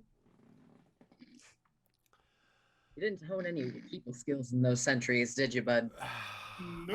I don't need them. People work for me involuntarily. Involuntarily. So then I kind of look around. Good. You can see him scrambling for words in his head. I have brought to you, as he addresses the crowd, the truest surprise to reward you for your diligence through all of the inferior competition before this. I, in my infinite wisdom, knew that you, the most dedicated and the most worthy, would be here. Get on with it, please, for God's sakes. In the name of Saloon, just stop with your rambling and say something of worth and value, why don't you? Yeah, just like spark noises. Just they all start four, just cross their arms. they start to cheer. They cheer you, not him. Mm-hmm. And as he grows more and more uncomfortable, very well, these weak blobs of eyes and brain matter are no match for true competition. And immediately at the base of his kind of podium and across the arena next to the gate, you're going to see the dust start to swirl, getting denser and more violent. And inside, a figure is going to materialize. And on that note, we're going to take our little mid-show break with that little bit of cliffhanger. It is currently 1:15 in the morning Eastern time. We are going to take about a 10-minute break. We will come right back and we will finish the second half of our adventure. To my amazing group tonight, thank you. This has been so much fun, as well as a very interesting game of Dungeons and Dragons. It's great to have you all here making the jokes and doing all that stuff. To everybody watching at home, thank you so much for staying up with us, or if you're Sam visiting us from the future. We'll be back in about 10 minutes. Thank you, and we'll see you on the other side.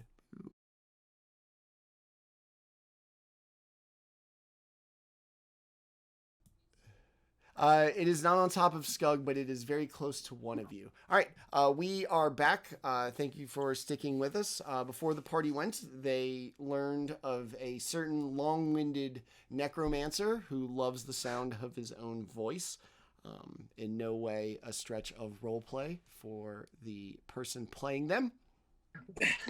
Have begun to fought and was once an absolute dead crowd, exhausted from a day in the sun and a lack of exciting fights, through like encouraging and their fine combat skills. The crowd has not only begun to warm to them, the combatants, but also has begun to turn against the all-powerful host of Vought the Everliving. And having dispatched 2 Might and Witnesses and 2 Intellect Devourers before we went to break, a shake in demeanor of Vought, but still, you know, he knows more than you that's happening, so there is an air of confidence. And if he's been doing this as long as he claims to have, he's probably pretty good at it. And so after dispatching these Mind Witnesses and Intellect Devourers, he once again stands up, swirls his hand a little bit. Some vortexes appear. Rather than deal with abominations and freaks from elsewhere in the multiverse, why not take on some of the fiercest warriors this plane has to offer? And 2 large creatures with demonic goat heads, black iron armor, looks like as if like cinders that are ashed and still kind of glowing embers throughout the a flame displayed prominently in one hand, a sword in the other. Do not mistake my belief and studies for a lack of appreciation in radiant and holy damage. Let me roll for initiative. Real quick. Old man, you went last. Yes? You were Yes. Okay. Yep. All right. So, Jesus Christ, man. Nobody wants to go.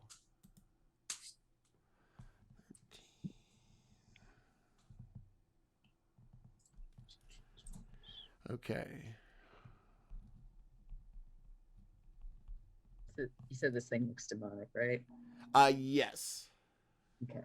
It's it's a really lazy 1980s heavy metal album cover. Like, It's painted on the side of somebody's van. yeah, absolutely. There's a wizard, and like this whole campaign. That damn it! Now you know where I stole this from. I saw it in traffic, painted on the side of a van. To the name He was Eddie. monologuing on the van too. Man, it was the longest vanity plate I had ever seen in my life. All right, and real quick. Oh, Jesus Christ. Okay. All right, so we will. Old man was the last to go. Quick monologue. These creatures appear, and it is actually Skaggs' turn to go as these 2 new creatures appear. Are you in the shade, like intentionally? Is that like a purposeful position? Somebody else moved him. Oh, Yeah, I'm the one that put him okay. there. You moved him into the shade out of wasn't- compassion for his feet. That's No. awesome. Yes, absolutely. Kaz did Robin.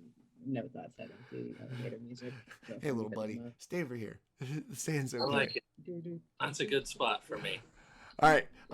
So you'll still be able to see this thing just past the end of the kind of dais podium that the wizard stands on, and then at the opposite end of the arena, far away, you'll see another one, and it stands there. The smell of sulfur and cinders, fire, smoke fills the arena. Their appearance, the necromancer seems to sit down a little more confident, a little more cocky. What would you like to do, my little amphibious buddy? The amphibious buddy here will have some chalk in his hand and go sharpen one of his horns. And instead of pulling from his back quiver, he will pull from his side quiver. And it's an unusually thick arrow. And I'm going to go ahead and shoot one of the goat-headed Ming. Probably the one closest to myself. Okay. That's how I don't know why things. that seems like the better plan. Yeah, just it's a good thought. All right, and I'm going to use my archery mastery to take 5 off and add 10. And I was going to use this damn thing here. So I got 16 to hit. No. Oh, bummer. It's going All to right. kind of slide to the side. 18 to hit. 18 does hit. Excellent. Oh, I got a hit. Yay. Think. So. And then. So 19 piercing damage, Ooh, very nice. and then 4 psychic damage. Okay. And go ahead and make a strength save of Oh, yeah. 10. You don't make that, you deserve what happens to you. 17. Whew, I was kind of worried. All right. It hits with a lot of extra impact and makes him stagger a little bit, but he don't fall over. And then after I do my arrow shots, as a bonus action, I quickly and quietly disappear into the shadows in which I find myself. And even my butterflies disappear for this time. I'm well and truly hidden. Okay.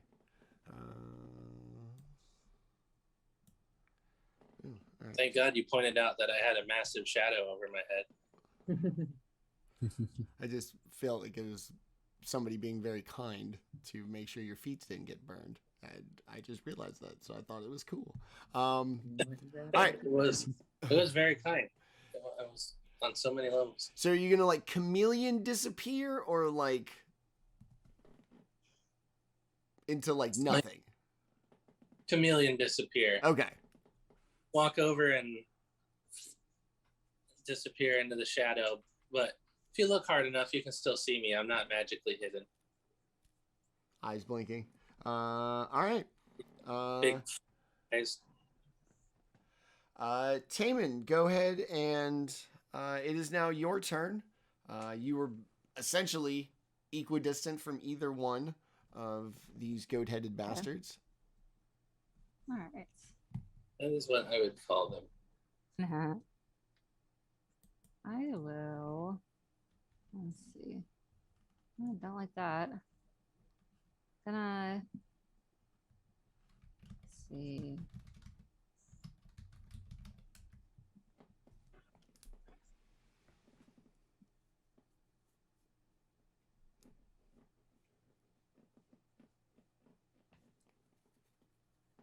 Okay, so I'm gonna get.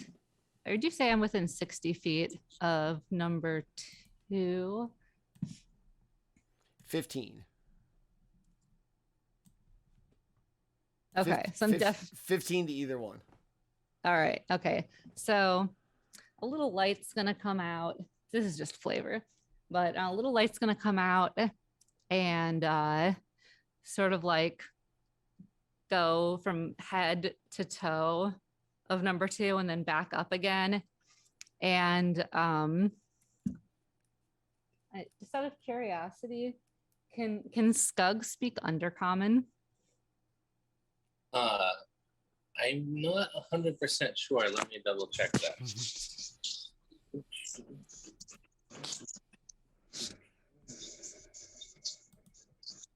Languages. I speak Common, Draconic, Primordial, and Sylvan. Oh, okay. So some word comes out that no one can probably no one can understand. Very like a very robotic sort of a voice, and then this big wad of like thump comes out of like a slot cannon type thing. It's hidden somewhere on this thing's body and shoots out towards this goat-headed thing. And as it shoots out, it expands quickly into like almost a netting, like a huge mass of sticky webbing. Uh-oh. And it fills a 20-foot cube around this creature.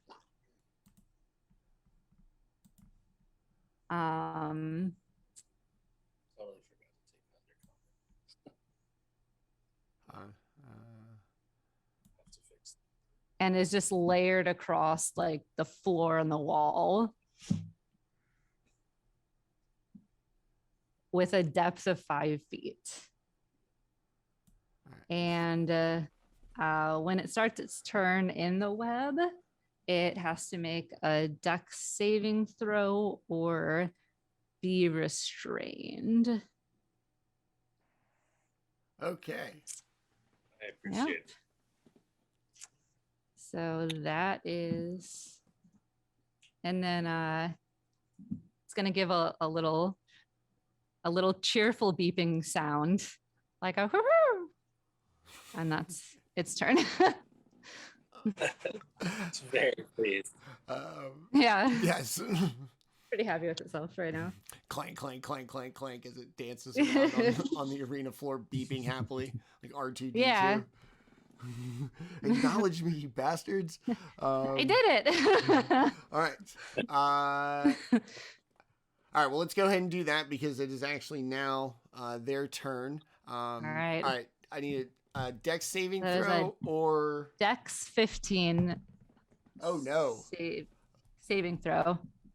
What I got isn't as important as the fact is that I just didn't succeed. And That one. it's restrained, and it can use its action to make a strength check So to become no longer restrained. Okay. All right. So that's the other part of that. All right, so that's that.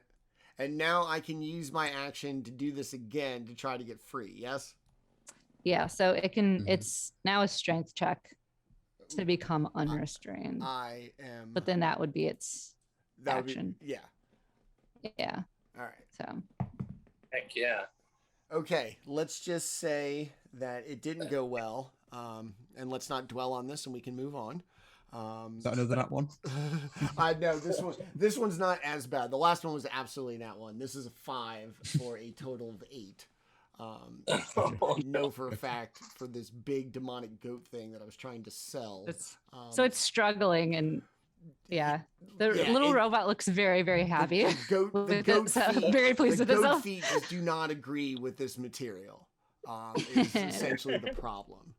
It is 5 feet deep. That's what the spell says. That's pretty fucking deep webbing. So it's probably still mid chest. So it's not the goat feet are not the problem here. This isn't that. There's a lot of Spider-Man webbing right there. Yeah. Yeah. All right, so that's gonna be Where was it storing it? All right, so that's it for that. All right, number 1 is that canister. The old man will pat the little robot on the head and say, "Good job, Little head good scratch. job," and go back to Dad, we won't get a robot. We get the robot. Dad and the robot. Yep. Yay! All right. It is It's going Dad's to robot now. make its way over. For everybody who's got like a cadre of people, do they get attacks of opportunity? No, No, they don't. they're Just actual. pictures. The images are basically flickering around the person, so it makes it harder to attack the actual individual versus It's, illusion. They're just illusions. Yeah, It's more of a confusion thing than a multiplying damage thing than mechanically. exactly. Yeah. Okay. Yeah. Cool. It's, Alright. it's defensive rather than offensive. Okay. So It's like in Pokemon when the Pikachu learned that really fast. you can understand Pretty me? much. Wait, you can understand me? I can understand you? It's gonna just kind of make its demonic goat-headed way towards the old man. It's gonna give a really deep, smoky bleat as it does. Sheath its sword, put its hands together in ironic prayer, and Dragon Ball out a lightning blast. So I'm going to need dexterity saves from Dad and the robot in Is this a spell? lightning bolt, yes. Why? Oh, good thing we both have danger sense. Yes. Yes. I want to do this. Thank you. Right. I'm gonna. Okay. No. Actually, no. I want to play the performance aspect of this. Have fun with it. So I'm just gonna, not looking away from the necromancer, just hold out my hand and let's have none of that, shall we? And counterspell. Oh, It's going to, like, just confident as hell, walked up, like, even, like, bordering on a strut. Like, walking up past, put sword away, shook it off.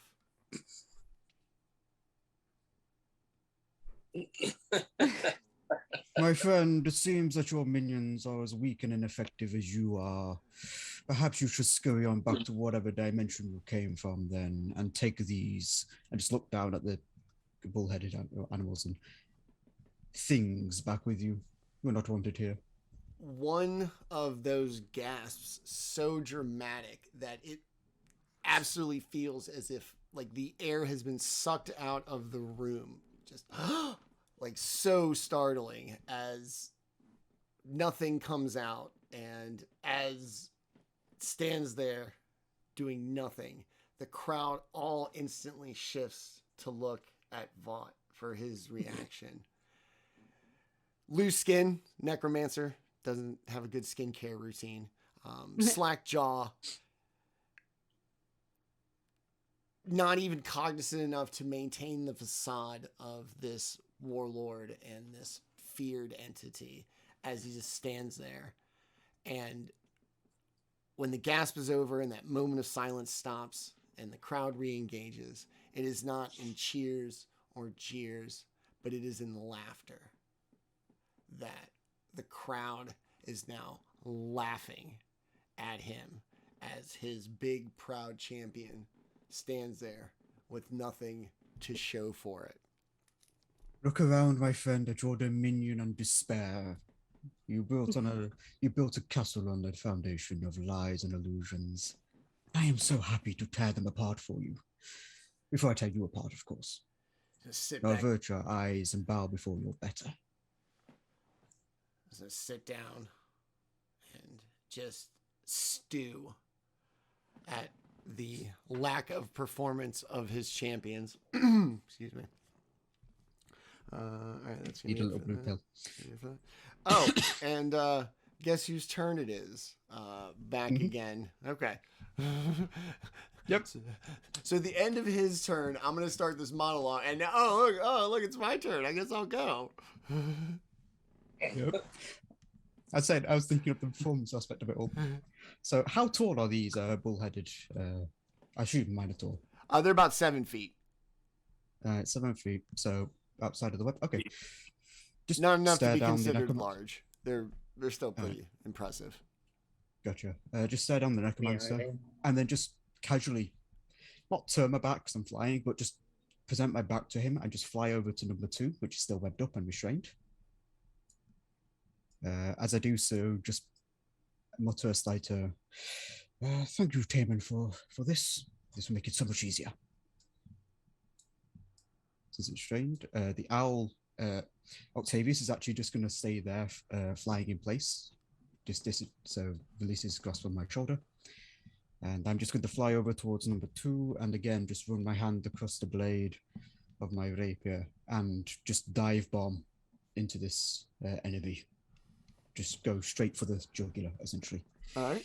And just as I'm going, just kind of that chorus picks up once more, and there's just a comment of, "Pass through the chill night into oblivion where you belong," and make the attack. And because they're restrained, it's at advantage, which is a natural 20. Okay. Nice. So the first attack, not 20 spirit. So that's a D8 plus a D8 from that. So how'd you do crits again, Manny? Max damage and then roll everything again. Nice. Okay, max damage. So 16 We do the big numbers. plus another 8, so 24 plus 4, 30 points of damage. Wow. Very nice. Ouch. Some of it is radiant, if that matters. I don't think that it does. No. I don't have Okay. any. And then just draw back. And actually, before I make the second attack, how big is the walls of these arena before it gets to where the stands? The walls separating the ground from the stands is from about where the 20 stands. feet. Oh, okay. Yeah, just draw back, stab again. Okay. So that's again advantage. That's an 18 to hit. Yes. Not as impressive this time, but still a big roll of 15 points of damage. Okay. And then, how much do I want to taunt? No, I really want to taunt. I'm just, again, casually turn my back on my enemy and just fly upwards and perch on the wall. Like a Okay. giant bat. So I'm purposely risking an attack opportunity. From From the- oh, I got it. You flew down, Yep. so you're engaged at the level, and instead of moving And then flew straight like up. along this axis, you're going this way to trigger the Yep, attack of I've- opportunity. Yes. Yep, flying up to perch like a giant bat, essentially, just the wings curling around me on the wall, Yo, and just staring back at. New the Arkham cancer. City dropped. All right. It has disadvantage for being restrained. Oh well, I mean, it's, all right. I'm guessing a 15 is not going to get it done. No, my Okay. AC is 21, so Nice. He is restrained. Yeah, you're right. All right. That helped. So slash at it. Restrained was great. Anything else? no, that's everything. Just Uh, once again humiliating his champion. Just can't even hit me. And then it is Octavius's turn while we got you. Let's do some more embarrassment. Just flies down and just dive bombs into the face of number 1. Okay. Just kind of hooks the claws into its armor and just batters it round the head with his wings, just over and over essentially, and then just kind of stops and just stares. And with the flyby ability, just flies back up and starts circling the arena. So it gives the help action. Okay. So the next attack against number 1 is at advantage. This D&D one shot's turning into like a Hitchcock movie, like really quickly. Oh, one other thing beneath the eye patch, is that beneath his eye patch is a slight kind of glow beginning to emanate Oh. from Tymiur's eye patch. Okay. All right. Weird. And that's my turn, and Octavius' turn. All right. All right. Kaz, it is you, being the kind of crowd favorite, as it were, right now. Number 2's in the sticky goo, being pestered by a tiefling, and the other one is just getting pecked at in the eyes. I'm gonna look up with kind of a shrug at old man up there and just kind of, you know, these things happen to a lot of guys your age. I'm gonna Tokyo drift around the back of this guy, and my partner just looked at me funny. I don't know the context, but that sounds rad. No, he knows the context. He loves that phrase. And now he's laughing at me. And I'm gonna hit him with the booming blade. Okay. Nice. At advantage. Oh, thank God. That is hilarious. I was just like, I don't want to say that word. You can thank Octavius. Okay, yeah, that was a 15 on the die, which is a 21 to hit. It does. And there's just a glint of like, it's all been the foil, the comedic relief so far, and there's just a glint of like something a little more cunning behind the eye, and that energy that kind of surrounds him as a protection. It extends over his rapier, and I'm going to use psychic blades. Whisper bard. Ouch. Yeah. I love whisper bards. I've never played one. I was just like, I should play a bard that I haven't played yet. So that's going to be 2d6 plus the 2d8. All right.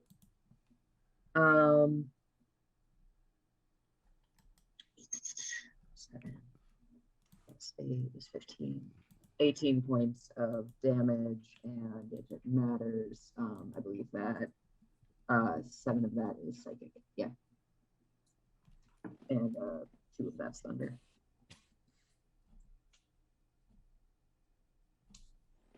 All right. Very nice. Um, How much emotional damage? All emotional damage. My feelings are really hurt. Yeah, probably. None of us have taken damage yet, right? Emotional damage. I was just trying to figure that out. I don't think so. Yeah, then I don't have a bonus action, so that is my turn. Unless I can like bonus action. I have a goofy question. Can I try to bonus action rev the crowd to give somebody else inspiration, like start drawing on that energy to like make us like, yeah, we're hyped now. Let's see who's after you. Because I only have 3 uses of inspiration. Like just kind of a give it up for as long as you like weren't choosy, I'll let you do it for just whoever comes after you to kind of like hit on a moment and have them just carry with it as opposed to okay, yeah, that's cool. That's what I'm thinking of. Then yes. Sorry, bro. I don't want to talk about it. Okay. Hey, let's talk about the old man. You know what? Never mind. Just pratfalls. Stolen the spotlight enough. It starts choking on dust a little on the sand. All right. I mean, it's sand. It gets everywhere. Yeah. So as I hate myself. Kaz kind of makes their move to attempt to get the crowd to keep it going. Oh man, you kind of see this moment and then everything just kind of falls apart. The crowd's still kind of in shock. Everybody kind of in shock about this whole thing. Is clearly not going as well as Vought had expected. It's not going as well as the audience expected. And there is a genuine, palpable feeling of people not knowing what the hell is going on right now. What would you like to do? First, I have a question. Are we doing flanking or are we not doing flanking? Yes. Okay. Then I am going to take a 5-foot step right here. Just sort of wander over there. And then I'm going to do what I do. Okay. Try hard. Exactly. Cast So, and I stab. don't have to go reckless because we're doing the flanking. Yeah.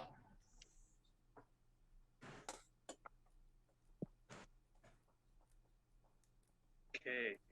19 hits. Yes.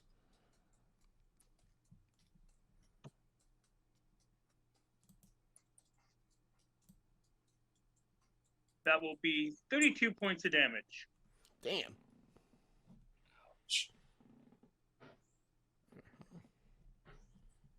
Then, yeah. Then we will do that again. Yay. Again. Shall see.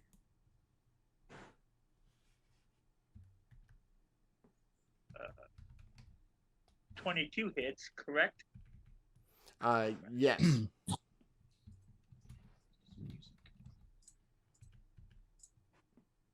24 points of damage.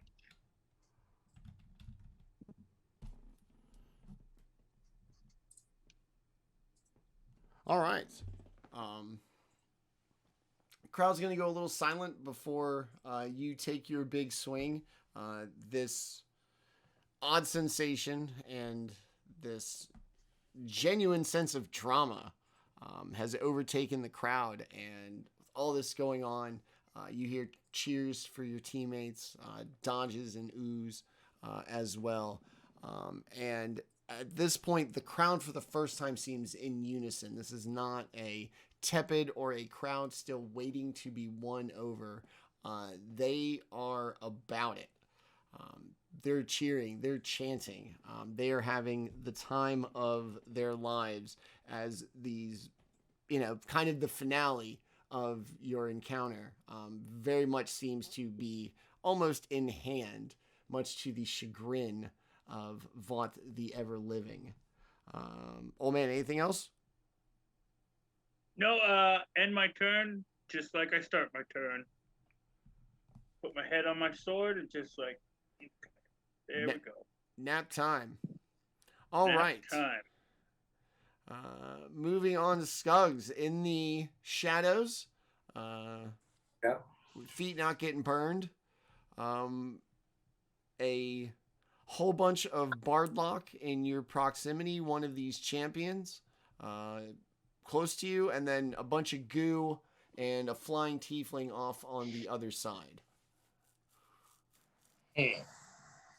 Well, I'll shoot the same one that I shot last time. Okay.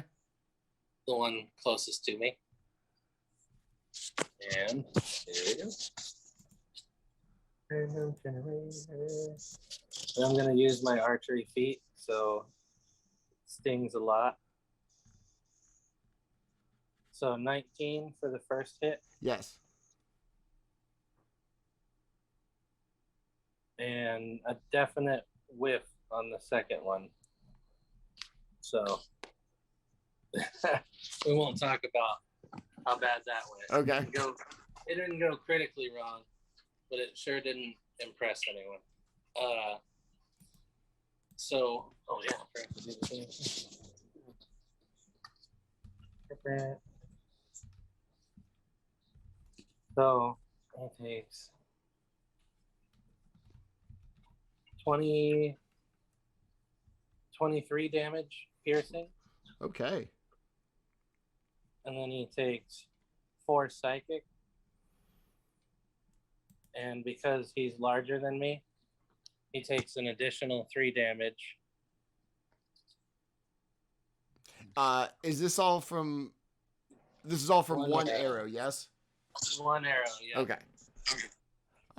So as you're, you square up, you're close. It's a big target, center mass. It's just gonna blow clear in and through the other side. Organs, all kinds of things are gonna splatter out. The arrow is gonna continue straight and true into the wall. On the far end of the arena. And and the creature's going to look down. It's going to look up at you. And it is going to fall to thunderous applause and a very animated and upset necromancer up in the box. I reach to my back and grab another arrow and do some like drumstick spins with it. Hell yeah, buddy. I told you I got him right through the center. Bam! Looking up at the wizard, giving him some stone cold head moves. Absolute, like, beside himself, livid at this turn of events. Anything else? Yeah, and then hide. That's right. Nice. That's right. Poof. Gone. Yeah. Oh, I'm not going to stand around and reap the repercussions of being a jerk. yeah. I'm going to hide. I would like to fuck around. I would not like to find out, please. Is that a thing? Yep. That's Very the much so. skill, yes, yes. All right. Cool. I will give you the stone cold finger, but I will not be here when you get here. Yeah. Yeah. I will not be confrontational physically later. So, all right. You have delayed an action to find out upon a certain amount of fucking around. All right. Taman, it is you still in the middle. The other one of these mighty beasts still dealing with the goo. What would you like to do? All right, so I will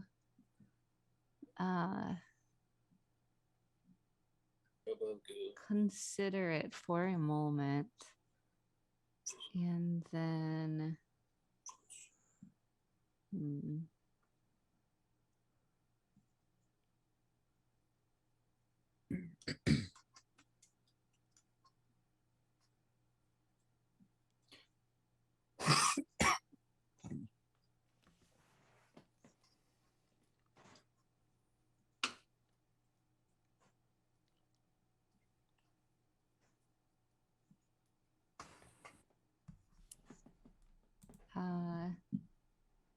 and then I think I'm gonna sit another just a line of freezing cold at it. That's gonna be a roll to attack.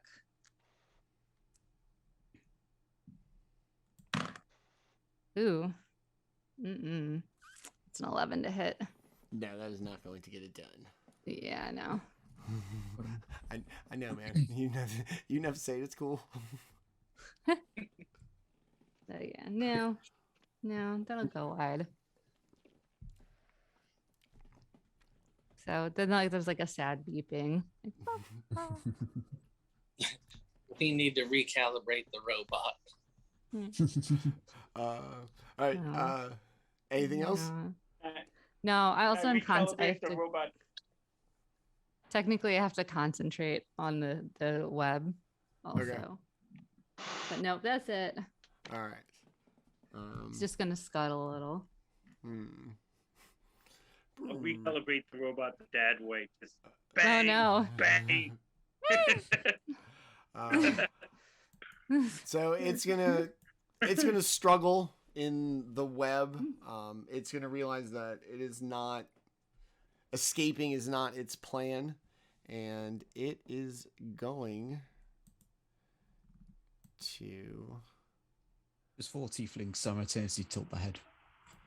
blast a.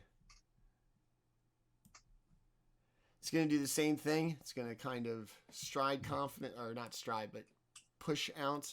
Unless anybody has any objections to me casting the spell this time. Anybody? Anybody, Bueller?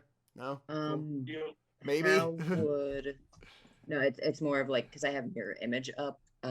Should I roll to see which one's in the line of it? I don't know how wide your thing It's is. going to be 5 feet wide. It does hit. I can. So how's it work? Can I tell the difference of you from your mirror images? Only They're all- if you can perceive the illusions as false with true sight or have senses other than sight, such as blind sight. I do not. Okay. Yeah, I guess then I'll roll a d20 to see which it hits if that's cool with you. I That's don't fine. really know how to. Cool. All right, and then Taman, Skogg, and Kaz, I'm gonna need dexterity saving throws, please. Oh, me? Yeah. Yeah, How do you definitely know hits I me. was there? It doesn't. It's just gonna be a straight I line. just got lucky in proximity, huh? Yeah. Whatever. I rolled a 1 on the roll to see which one it hit, which definitely means it hits me. I rolled a 26. That's a 6 for me. Oh no. Yeah. That's not good. 14 at for all. me. You can't hit this little Okay. frog man. What did everybody get? Jeez, my ADHD Six. just absolutely kicked in. All right. 14. Kaz 13, 14. 14. Taman. Some not good, right? Yeah. Terrible. Enough to put on fingers. Okay. Yeah. Yeah. All right. Where are all my D6? All right, here we go. Here we go. I get to roll damage, I think, for the first time today. 6, 11, 17, 23, 25, 30. So everybody who saved will take 15 lightning Didn't tell us what the damage. save was. Oh. It was 14. It was not very good. Okay, cool. I Um, mean, not for a robot, but yeah. So 30 if you failed, 15 if you saved. I don't think anything is flammable. No, nothing's flammable. The lightning bolt is going to Okay. crash into the dais, crack the foundation a little bit, and at the first kind of bloodletting on behalf of his crew, his posture and everything is going to become much more engaged, and the crowd is going to gasp as their heroes, you made me bleed my own blood, that kind of thing. And they're kind of taken aback. Suddenly the hero worship might not be as strong. You might be mortal after all. As the lightning crashes into me, I raise my hand up and go and throw it aside. And I only take 3. And I don't act hurt by it. I'm like, trying to light me up. It's like getting a static shock. Like Yeah. putting away the laundry. Yeah. All right, yeah. I appreciate your 3 hit points to the cause. Thank you. All right, that's going to be it for the Reckoner. Tymiur, you're... Oh. Real quick, do I get the feeling these things are not going to be affected by fire damage? No. You do not get that feeling. Okay, then I'm going to cast Hellish Rebuke, which is a DC 15 dex save. Whoa, whoa, whoa, whoa, whoa, whoa, whoa. Isn't he restrained or what? What are we doing? Oh yeah, he's restrained, so let me check what the effect on that is. Oh, the actually. webs are flammable. Disadvantage on dex. Oh, they are? I'm only hitting the creature. I'm only hitting the creature. I'm not hitting an area. That's fair. I'm just mentioning it. Fair. All right. And that's a DM call. All right. Yeah. I just thought it was. So I have to make a dex save. Is that the thing? At what disadvantage? Disadvantage, yeah.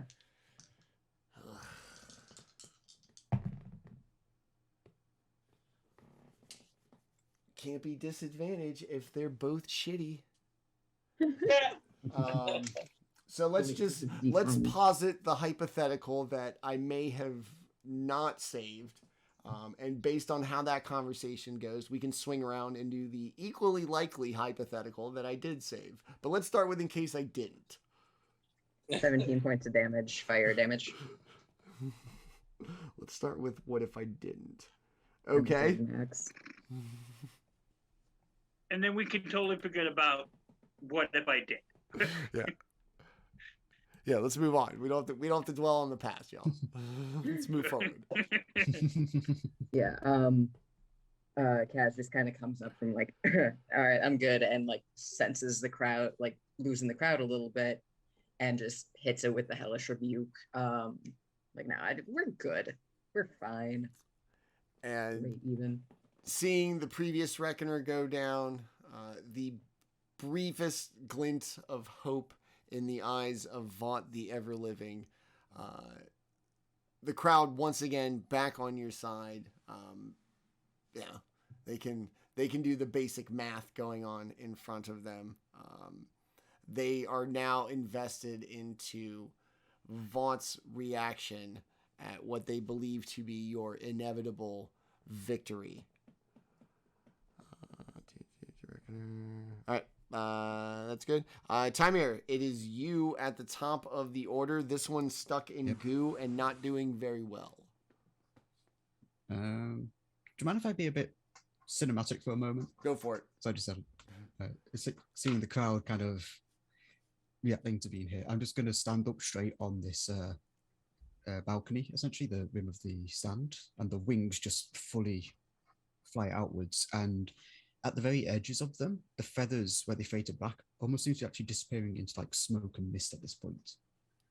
And just reach up, and the eye patch he's wearing is just torn away, revealing a eye which is just pure white, speckled with the odd dark spots, almost like looking at the moon when it's full.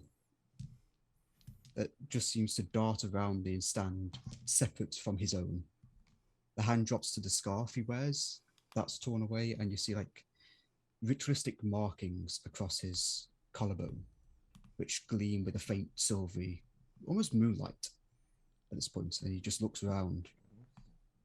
Are you all not entertained at this show? This performance which stands before you. You who have lost your ways and listened to the blasphemer before us. You who have borne witness to combat that has spilt blood upon the sands beneath the sun. Though the sun stands high now, know this. All of your fates lieth under the gaze of the moon. You have been seen, judged. And now comes the time of repentance. Make your choices wisely, for I have no qualms in sending you to where I intend to send this one. And just point at the necromancer. And the wings just come out and just, with a powerful push, just take to the air. Look down at the reckoner, I think it said, beneath me. Just one hand dips into a pouch for a moment. Runs something along the blade, and just these arcane sigils start to form, almost gleaming with moonlight. Draw the blade back and lunge it forward, almost as if stabbing from above, and this kind of sickly green energy is just going to pulse downwards towards the reckoner. And just, you should not have harmed my allies. As I cast Melf's Acidic Arrow. And I've positioned myself so I'm just within 10 feet of them, just for its worth, because that will still trigger my spirit spell thingy. What is it? Spirit Shroud if it hits. So and it's restrained, so at advantage. So where's my d20? So that would be a 24 to hit. Yes. Okay, so it takes 4d4 plus a d8 points of damage, and we'll take an additional 2d4 at the end of its next turn. So its damage at the moment is 4, 8, 11, 15, plus 8, 22 points of damage. It's almost like an avenging angel just kind of loom above it. So that's that spell. And bonus action. No, that's all for my action. That was fun to envision. Absolutely. It takes the spell like in the chest. It reaches out. It drops to one knee, and the necromancer stands up. The crowd all stands up, not even remotely focused on the arena floor, solely at Vought and his reaction, as you have managed to defeat the last reckoner and thus Vaught's challenge. And upon collapsing to the arena floor, the crowd bursts into an amazing ovation, and people just absolutely like losing their minds. Necromancer just stewing in his perch. Manny, with that burst of applause, if I have a spell that has verbal and somatic components, would the crowd yelling be loud enough that I could conceal a spell if I can pass a sleight of hand check? From him on the podium? Yeah. Yes. All right, I'm gonna ready a spell. Sleight of hand is I mean, I imagine he's staring me down as I'm staring him down, so. true. That is going to be not my best, but it's an 18. Okay. He's going to command silence, and out of conditioned response, the audience, despite being on your side and in the middle of an amazing ovation, is going to just instantly hush. Stand up and compose himself. Very well. Nicely done. Unfortunately, you have not solved your problem at all, for I only grant one being their freedom.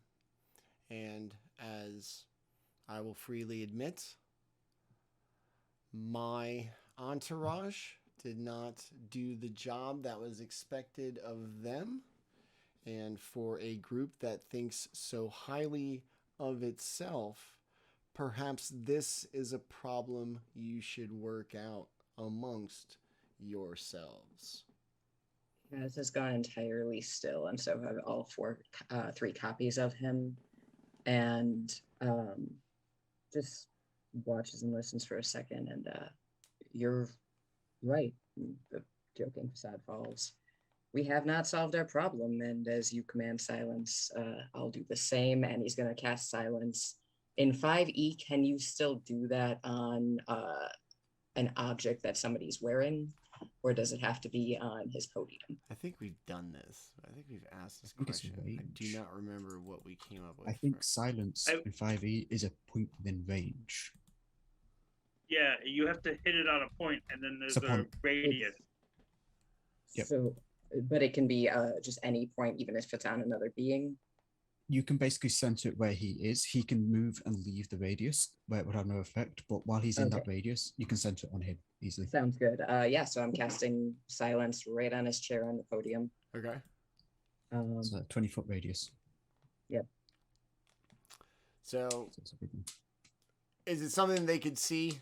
Like not you casting it, but like the effects of it. Is it like a visible? It's invisible. There's no costs visible enough effect. that he'd notice pretty quickly. Yeah. There's no like dome or anything like that. It's just silence. If the spell isn't seen being cast, there's kind of no evidence of who might have done it. If that makes sense, or that is. And it is so loud in here that it'll also be like, okay, suddenly he doesn't hear the crowd. That's what I was gonna say. I was like, I'm picturing this like somebody, a musician on stage who doesn't realize, that their monitors aren't working, and he's still blah blah blahing, going through the effort, gesticulating, doing everything as if he is still monologuing, unaware between the crowd noise and the spell that nothing is said. And after a few couple of motions, you see him point down to all of you and look to the crowd for a reaction that doesn't come because they haven't heard a single word he has said. Points down at you again, realizes something's up. Kaz raises a hand and just unleash on him. Let's deal with this. If you do not wish to fight each other for your freedom, Do be silent, please, you insignificant worm. You have sinned, you have blasphemed, you have been found and judged. They would see you gone. good Jesus and Christ. decimated. Okay. Just glaring him down. All right. Who was the last? Tymiur I was was last to time. go, but I did Yep. cast something. So, but he's Okay. been monologuing, so I don't So, know what we're at. All right. It will be Octavius's turn as Right. he slides over to the wall. Like I said, about 20 feet up, in an effort to be heard, but now out exposed to himself. So it'll be Octavius actually first to act.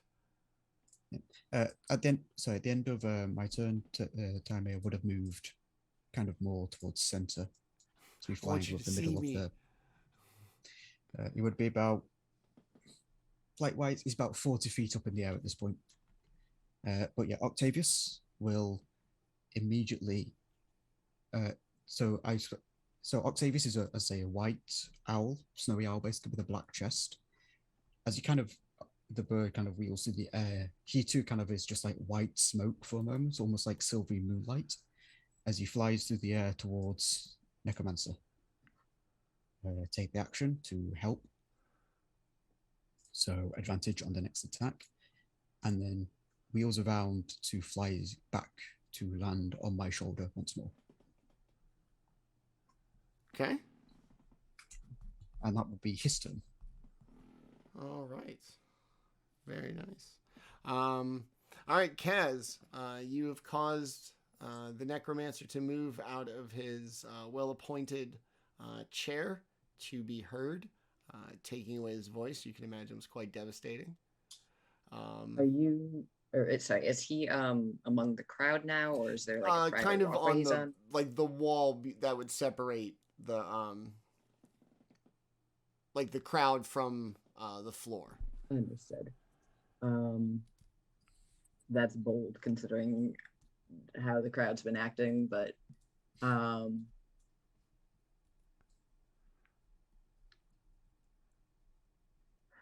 kind of want to play with that a little bit. I kind of want to play with the crowd a little bit. I don't know if it'll work though. Can I just do like a very like bring him here kind of motion and try like a performance or persuasion or something to get the crowd to knock him down in here? Okay. If it doesn't work, I do have like a different thing I can use to try to get him in here, but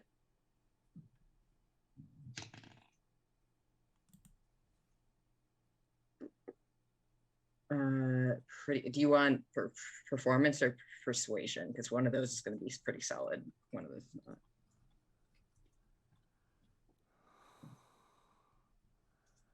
Let's do performance because it's not the kind of rational like explanation or Fair. Okay. 22. Was that the good one or not the good one? That was the good one. I'm a Okay. bard. Okay. They've enjoyed laughing. They've seen you get further than anybody else. So they are going to push him, like a little crowd of him. It's going to be, from about the mid-thigh down as he stands and they sit. And they're going to kind of rest him and just push him. He's going to get clear. And just before he hits the ground, you're going to see him like Tom Cruise away from the floor and right himself, having casted Levitate as a reaction to keep from plunging to the floor, and just come to rest on his feet on the arena floor and just dust himself off. Kaz is Warforged can be healed, correct? With the Yes. healing Yeah. spells. is going to walk towards him, and as he does, cast Healing Word at level 2 on our Warforged buddy. Aw, thanks. Oh, you're welcome. Feeling a little ouchy. Yeah, I know. Feeling a little ouchy, but not as bad as you are. Ooh, that's 2 4s. That Yay. is 11 points of healing. Max. Yay. Nice. And just gonna stroll up on him like, all right, bud, let's do this. It's not gonna go well. Your whole posse. Yeah. Me and my crew. All right. Anything else?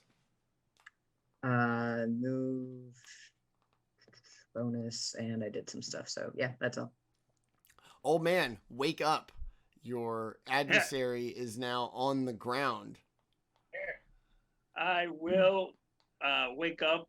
I will also smile the biggest smile for the day. I will, what is that, 20 feet, 30 feet?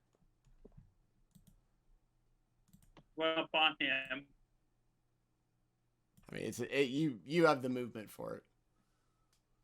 Okay. I will whisper very subtly before I attack. I told you someone was getting split in half today. That someone is you. And then I'll take my 2 attacks. Of course, reckless and with all the bells and whistles. Don't I get flanking right now? All the accoutrement. Oh, wait. Does she give me flanking? Yeah. I'll move you just a touch, so. Okay. Yeah. That sounds good. That's all right. We'll do that. And then, so I don't have to go reckless. I will. Also, there's like 4 of us here. This guy can't see shit. Yeah. We'll take our first attack advantage.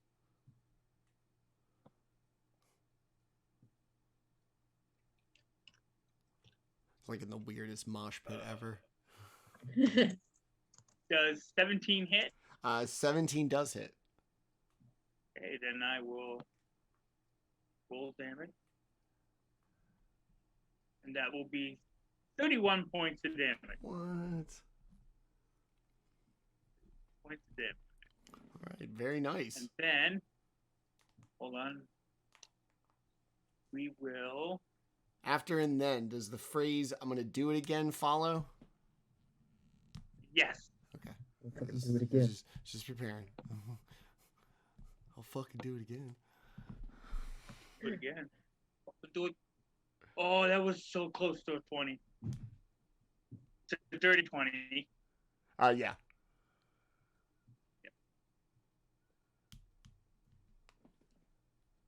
That will be 26 points of damage. What?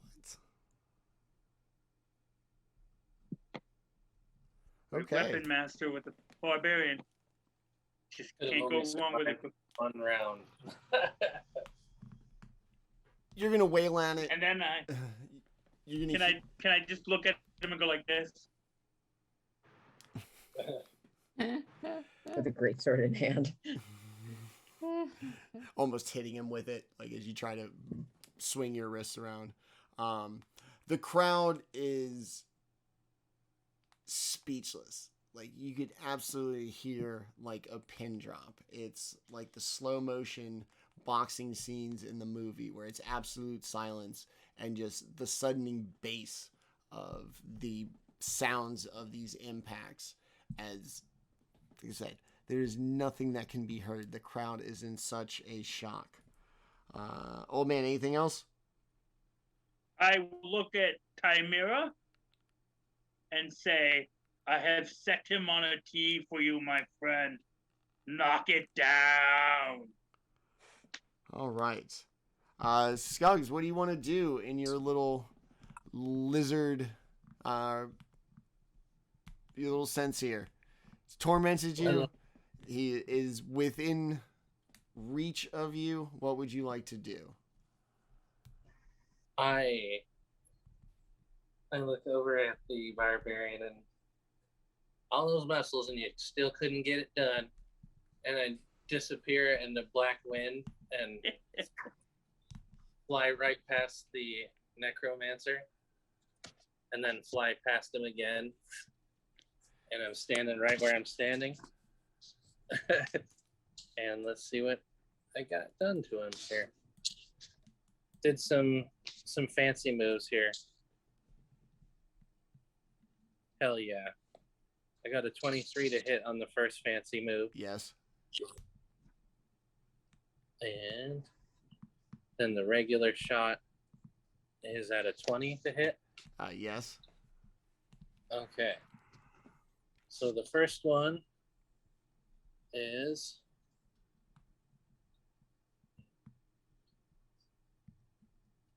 awesome. 16 plus 10.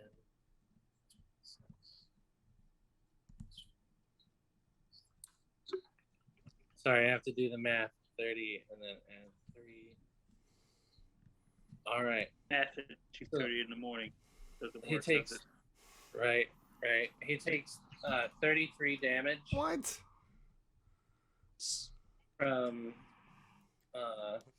one arrow, and he now Nice. must make a 15 Constitution save and a 10 Strength save. And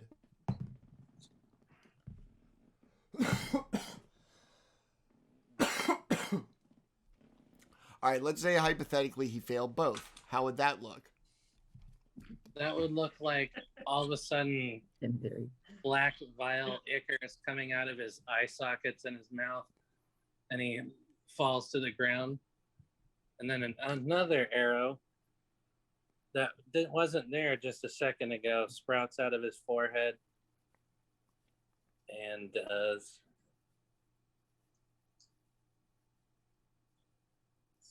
More damage. another 23 damage to him. What? And he has to make another 15 Constitution save. And I forgot to deal his poison damage. I'm sorry. Leave some for Tymiur, please. Oh. Don't worry, I'm He doing takes- my part here by just absolutely shitting the bed on saving throws. That's gonna be a 9. Okay. Well, he takes 13 extra poison as well as that 23 damage. Am I done now, Daddy? He failed the second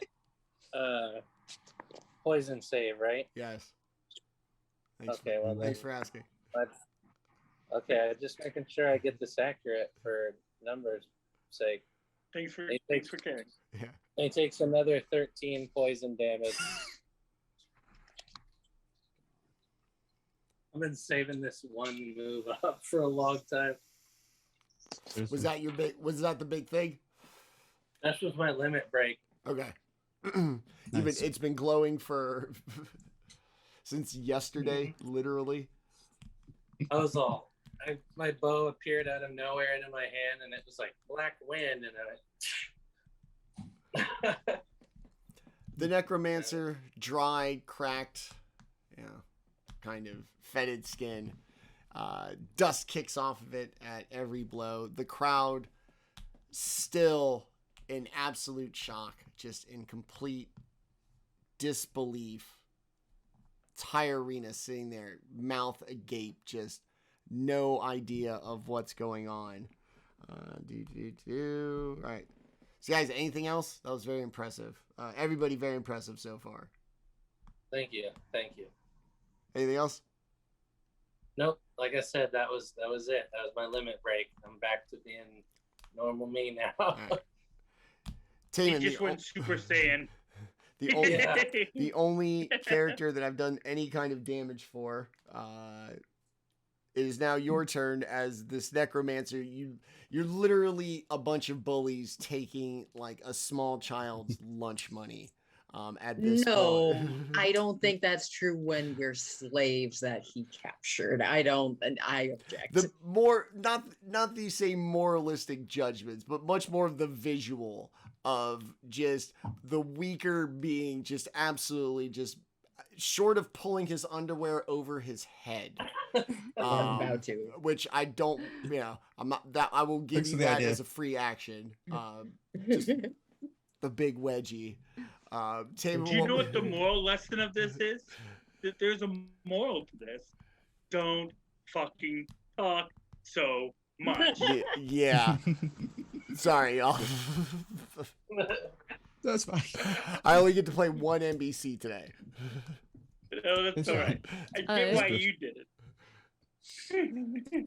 He's gonna get closer, which I can do, but he's gonna get closer and aim like a laser pointer, like aim it right into the guy's eyes, His eye.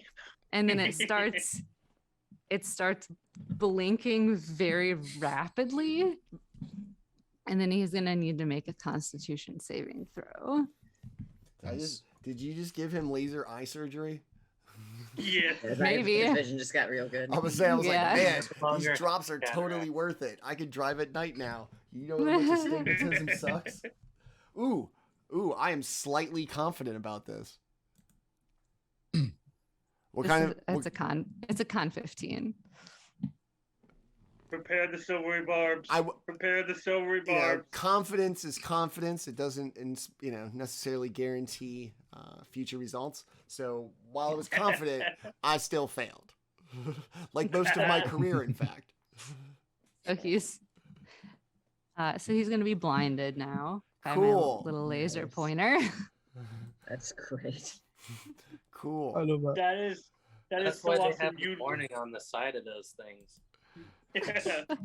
So it has All He's the literally all the just a laser tabaxi pointer in in the his eye. crowd are really jittery. I was so tempted to make it to back to as well. Thought about it too. They're all really Better really rap trying Fargo. to, now's not the time. This would be really awkward, but you can see all the tabaxi like that violent tail whip when they want to pounce on something. There's a lot of that in the crowd. A lot of people behind them, fuck, man, get this thing. I'm trying to fucking cat in their way. That's the story of owning cats in general. Another little triumphant whistle, and that's my turn. Beep beep beep. All right, so I'm now blind. Yes, that's the takeaway. Blinded, and Just blinded. at the end of each of its Attacks. turns, can redo the con saving throw. Okay. Sorry, Manny, but I have to make this joke. He was blinded by science. I love it. I'm sorry. I knew I it was- physically took 4 psychic damage. Off of that. I took inspiration. I couldn't help myself. How the dice He was adjudicate the blinded roll. by the here. science. All right.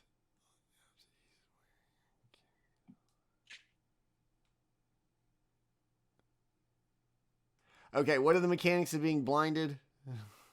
Attacks against it have advantage. Attacks from it have disadvantage. So attacks at disadvantage. Attacks against. Combat's the only thing it affects. Because apart from obviously just not being able to see where. Yeah, if People it are, can't things like see that. anything, then it can't. It can't That's what- I target think so, specific people. It's just everything I'm looking at. To Yep. an unoccupied Certain space he spells. can see. That is not a thing, right? He would have to be able to see it, so we can't use those Okay, abilities like that. That's what I thought. I think it affects dex saves. I'm not too sure on that one. No, he automatically fails any ability check that requires sight. Oh, Yep. cool. So that would As be mentioned, dex some spells saves. Wow. Yeah. will require. Surprisingly enough, the necromancer does not have a lot of things that do not require sight. Mhm. Happy beeping. So that was helpful. Beep, beep, She's just gonna beep, kind of beep, beep. she's just gonna kind of Blindness is stagger such a fun around. spell. She's gonna go through the motions of casting spells. They're just gonna go off errantly, just not even close, just the equivalent of magical flailing about as their turn. No, I don't get to do save at the end of my turn to. You save at the end. Yeah, you can save. You can try to save at the end again. Yep. All right. Come on, motherfucker. Okay. So once again, we will hypothetically say and proceed going forward as if I failed. Nice. But should anything change, you all will be the first to know. All right, so that's going to be it for that. For a grand total of fuck all. Yes. Mm-hmm. I will send you a WhatsApp instant message as soon as I get done. To our patient tiefling who was unsure if this time would come. So much damage was done. Needless to say, the necromancer is not doing well. Not only physically, but in a sense of pride, he has accomplished literally nothing. Yep. So his monologuing and his roleplay was his only real contribution to this whole thing. So sad when your villain gets stomped. The action economy is Like really him. way off. The lack of legendary actions like really throw me off here, just because I need to be able to do a lot more stuff than you all can, and it's just not the case. So it's an it's interesting fine. story, though. He's gonna flail about, and just the sad, pathetic, once proud, adversary just kind of staggers there as you all see him as he struggles to maintain. And what would you like to do? Again, just look around at this crowd as I'm just flying above them all. Just the Ursat's eye in his left eye, just kind of darting around, like almost like the moon gazing at individual people, just throw the arms wide. Bear witness, one and all. You see before you the ruins of one who saw himself above his station. Not because of where he was born, but because of his actions, they cast him down to the lowest of pits. A sinner who decided to try and rebuke the concord of life and death. He who tried to extend himself beyond what is natural and normal. He has sinned. He has been found, weighed, and judged. Bear witness now to his punishment and choose if you wish the same fate. And just almost curling in on himself, disappears into silvery mist that darts down 20 feet as he misty steps, and comes out of it basically directly above him, the necromancer. I'll move myself, of course. Hold on. So, there. Fuck it, it's a mess, but screw it. Yeah. I'm all in. Just Pushy poker chips. Just kind of emerges as himself directly above the necromancer and just dives bombs down, and just the wings bleed from red that go to fade into black, just almost come silvery white as the runes across his chest also flare, and he just goes to drive the vapor right into his chest. And it's kind of almost looking to like a vampire pounce, if that makes sense, of just drive him to the ground and then pin him there. Because of blindness gets advantage. Oh, yeah. Natural 20. That was a 20 and a 6. Get him. Nice. Before I roll damage, I'm actually going to roll my second attack, if that's okay. And try and just do total mass damage, if that's okay. That's okay with you, man? Yeah. Yeah. Yep. All right, second attack. Okay. Yeah. Motherfucker. Natural 20. I can't still rebarbs on Sam. Stop it. He's already dead. I'm not kidding you. I had one of those Friday. It's a good feeling. Soak it in. Oh, fucking hell. Okay, that's it. That's already that's already 36 points of damage before I roll the additional damage. Okay. So total is what one? 36, 40. Where did the 8s go? How far lost my Hey, D8s? man. Okay, go. So 40. 47, 49, 56, 51 points of damage. In addition to the 36, or That's total.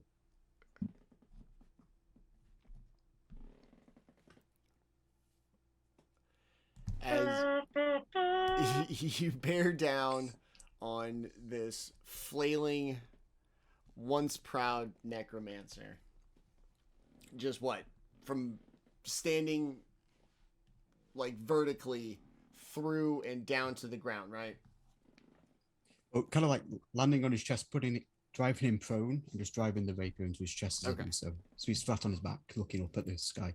And as it hits the ground and whatever spark powered this being is extinguished. As it does so, can I just lean down and whisper into his ear directly? My name is Lord Tymiur Karianor, servant of Selûne, the Moon Maiden. Do you not see that cold moon now, which would pass into your eternity? Be gone with you, wretch. The flesh is going to render off of the bones, and not like in a melty way, but in like a shedding, just physically falling kind of way. This frail, old skeleton that remains is also going to crumple in on itself, brittle and just dehydrated into a dust. And as it does so, every member of the crowd disappears, and you are left with an empty arena in which the gate slowly opens. The sunlight pours in through the gate from the outside world, and nothing stands between you and the outside of this arena. What it takes is a word to shake up this world.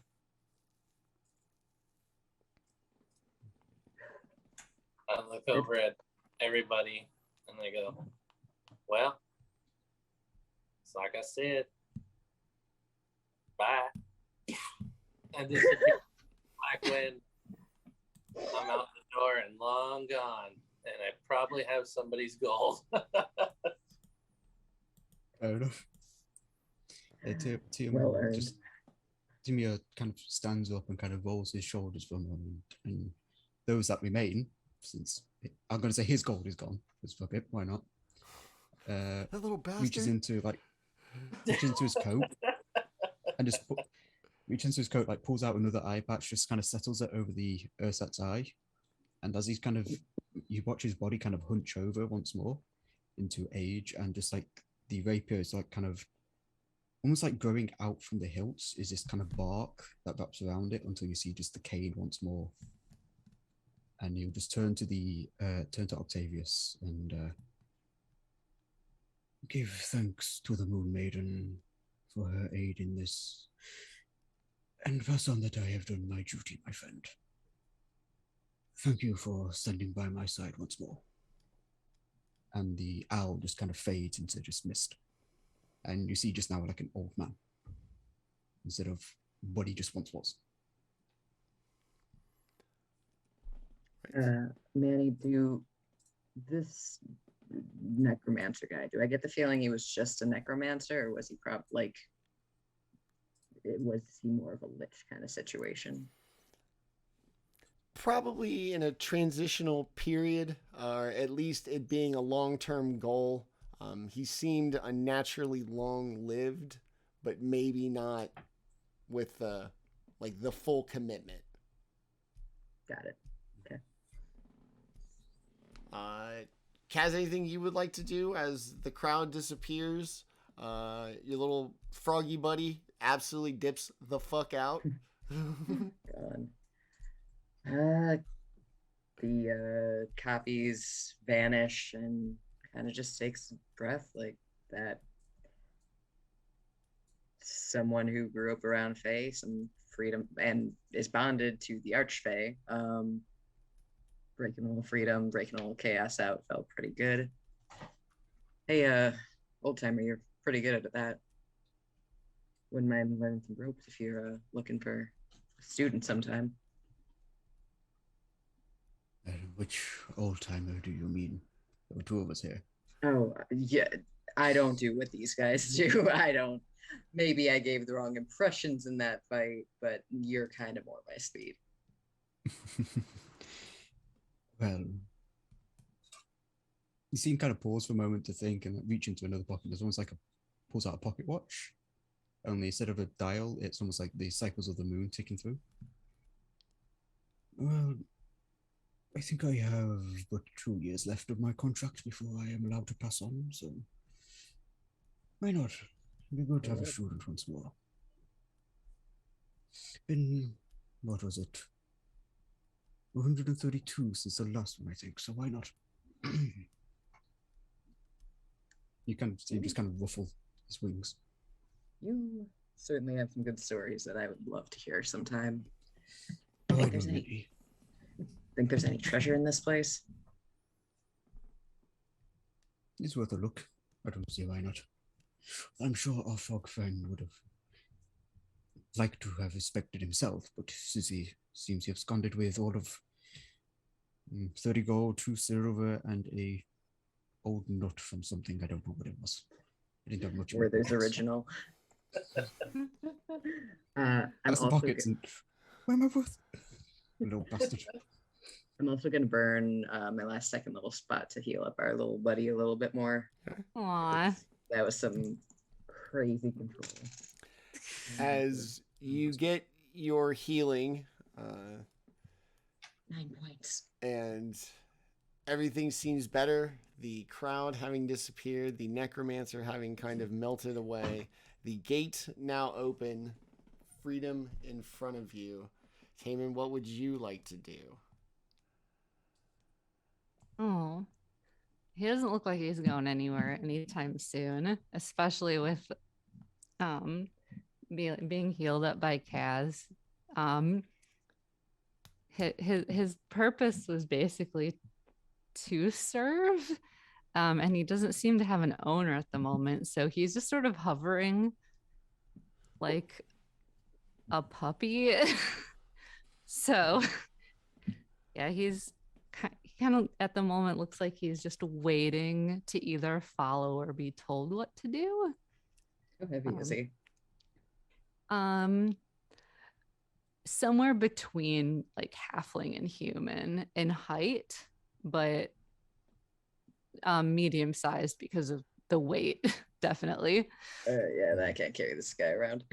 No. I was like, get him off the sand. Yeah. Oh, I'll cast Tensa's disc. Ritual cast Tensa's floating disc, whatever it's called. So little Tame didn't have to walk on the sand. And then, old man, what would you like to do? Having defeated the necromancer, everybody seems to be in good shape. Maybe check your pocket. You were pretty close to Skogg there for a little while. Maybe he got you. He did. But then again, it's not that hard because I'm still napping. Right there. I look up. Time to go. Time to go. All right. Let's go. And then I'll walk out slowly. Just once again, looking like I couldn't pick up anything, just dragging my sword behind me. Does it look like you're going your own way or kind of sticking with? I just wandering around like just where's the exit sign? Where's the nursing home? Yeah. Need some reach out, pat you on the shoulder, and just may the warm moon guide you, my friend. Thank you. You're a good one. You're a good one. Yeah, I like you. I have to be in service to the Moon Maiden. It is my calling, after all. He will look at you with confusion, just complete and utter, like, Why did you start speaking other languages to who? What? Who? You have not heard of Saloon, have you? The robot will project a little hologram of a moon. It's just gonna rotate slowly. Oh, If you wish to learn, my friend, I can teach you the talents of the Saloon. Mayhaps you shall find comfort and worship in her. Who knows? How much you want for the robot? I got 25 gold. Gonna Funny. hoot indignantly. I don't recall. That's it? This is it. Questions I'm my on Social self-worth. Security. What do you want? no, I don't think that. I think he's a little invaluable. We're good. As you sit there on the arena floor pondering what to do next, the sun begins to set. And as it does so, the shadows creep in, growing longer. And what is clearly an empty arena, not a soul in any of the seats, suddenly goes from silent to the same raucous ovation that you heard in the height of your encounter. And no matter how far you look or where you try, there is no way to determine where this sound is coming from, as it once again sounds like the arena is full, cheering on your triumphs in a dark and empty arena.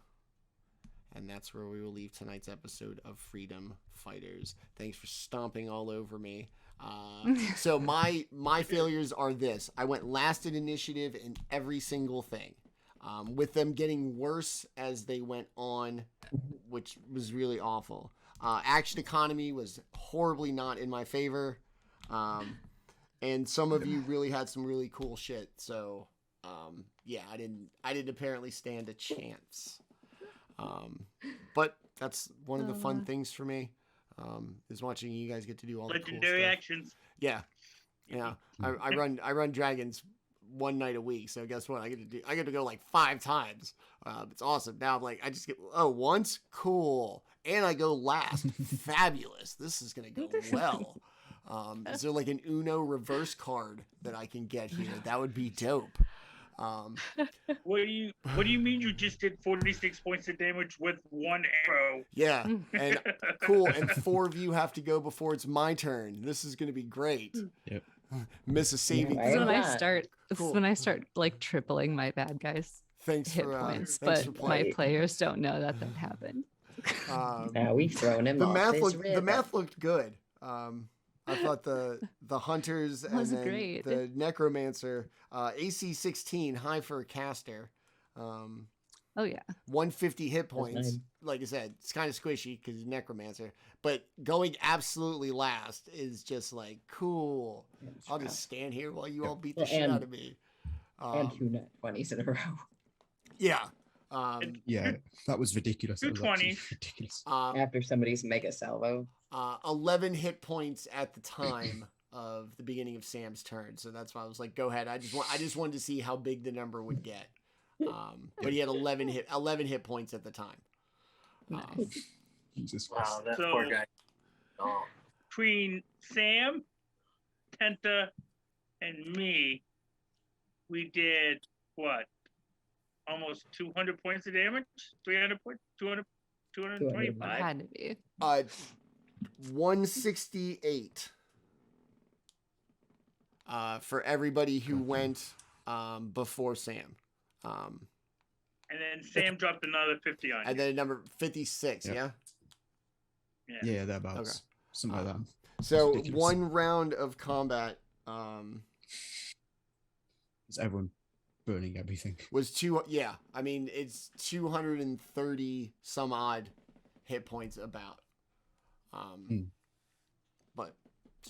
But It's- so that has been our amazing late night session where the math did not go as bad for as late as it was. Even some people even worse than myself, so I won't complain about it. Real quick, I want everybody to meet these amazing people. I have grown very fond of all of them, and despite them making my brain hurt, they've made me better DM, and they've made me also run games until very late in the evening. Even one of our West Coast participant is now all on the same day as the rest of us. So we will run through everybody real quick. Just a little bit about yourselves. Thank you, all of you, for coming out tonight. Let us start with, let's go just down the row. Robin, did you have fun? Hello, I had a good time. Awesome. This was really, I looked at my character sheet at one point and went, oh, I don't do a ton of damage for like a melee. Like these are barbarians. What do I do good? I can get the crowd on our side and maybe turn that into something. That'll be fun.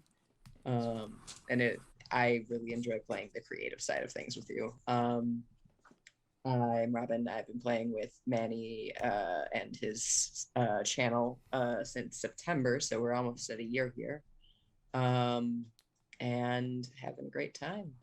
This was my first game with him in a bit, and I was very happy to come back and play with a lot of the folks I played with in the past as well. Awesome. We're glad to have you back. Sorry we kept you late. To our West Coast correspondent, Tuesday regular, and just general barbarian guru, the person that made me hate barbarians, actually. Tenta, we're going to miss you on Tuesday while you're traveling, but I'm glad I got to see you tonight for this. Thanks for coming out. Tell us a little bit about yourself. I'm Tenta. I love tabletop RPGs and sleep, and I love these guys. And I'm choosing grateful only to be one of part those it right all. now. Huh? You're only choosing one of those right now. Yeah. And yeah, come check me out on Twitter. I have a YouTube page. I don't have enough subscribers to have a name for it, so it's all a bunch of just letters and characters. So you can link to it from my Twitter profile, though. So, and yeah, it was a great time tonight, and see you guys not this Tuesday, but next Tuesday. All right. So, thank We're you. gonna miss you, buddy, but safe travels back home. All right, let's slide us over to our first time actually on the channel, not our first time playing one of these games with us. Michael, did you have a good time? Was fun? I had a blast. You also the barbarian, just coming in here and just doing this stuff. Yes, my mantra is never forget to add your rage damage. Never forget it. There you go. Tell us a little Every bit. barbarian should have a big weapon and a great weapon feat. Final And you will Fantasy make VII Manny's life barbarian. horrible. All right. Tell us a little bit about yourself since you are new here. You're the new guy. I am the new guy. I don't have social media. I'm the old guy. Good for you. Yeah, thank you for being the old guy. You take the spotlight off of me, so preach. Yeah, no.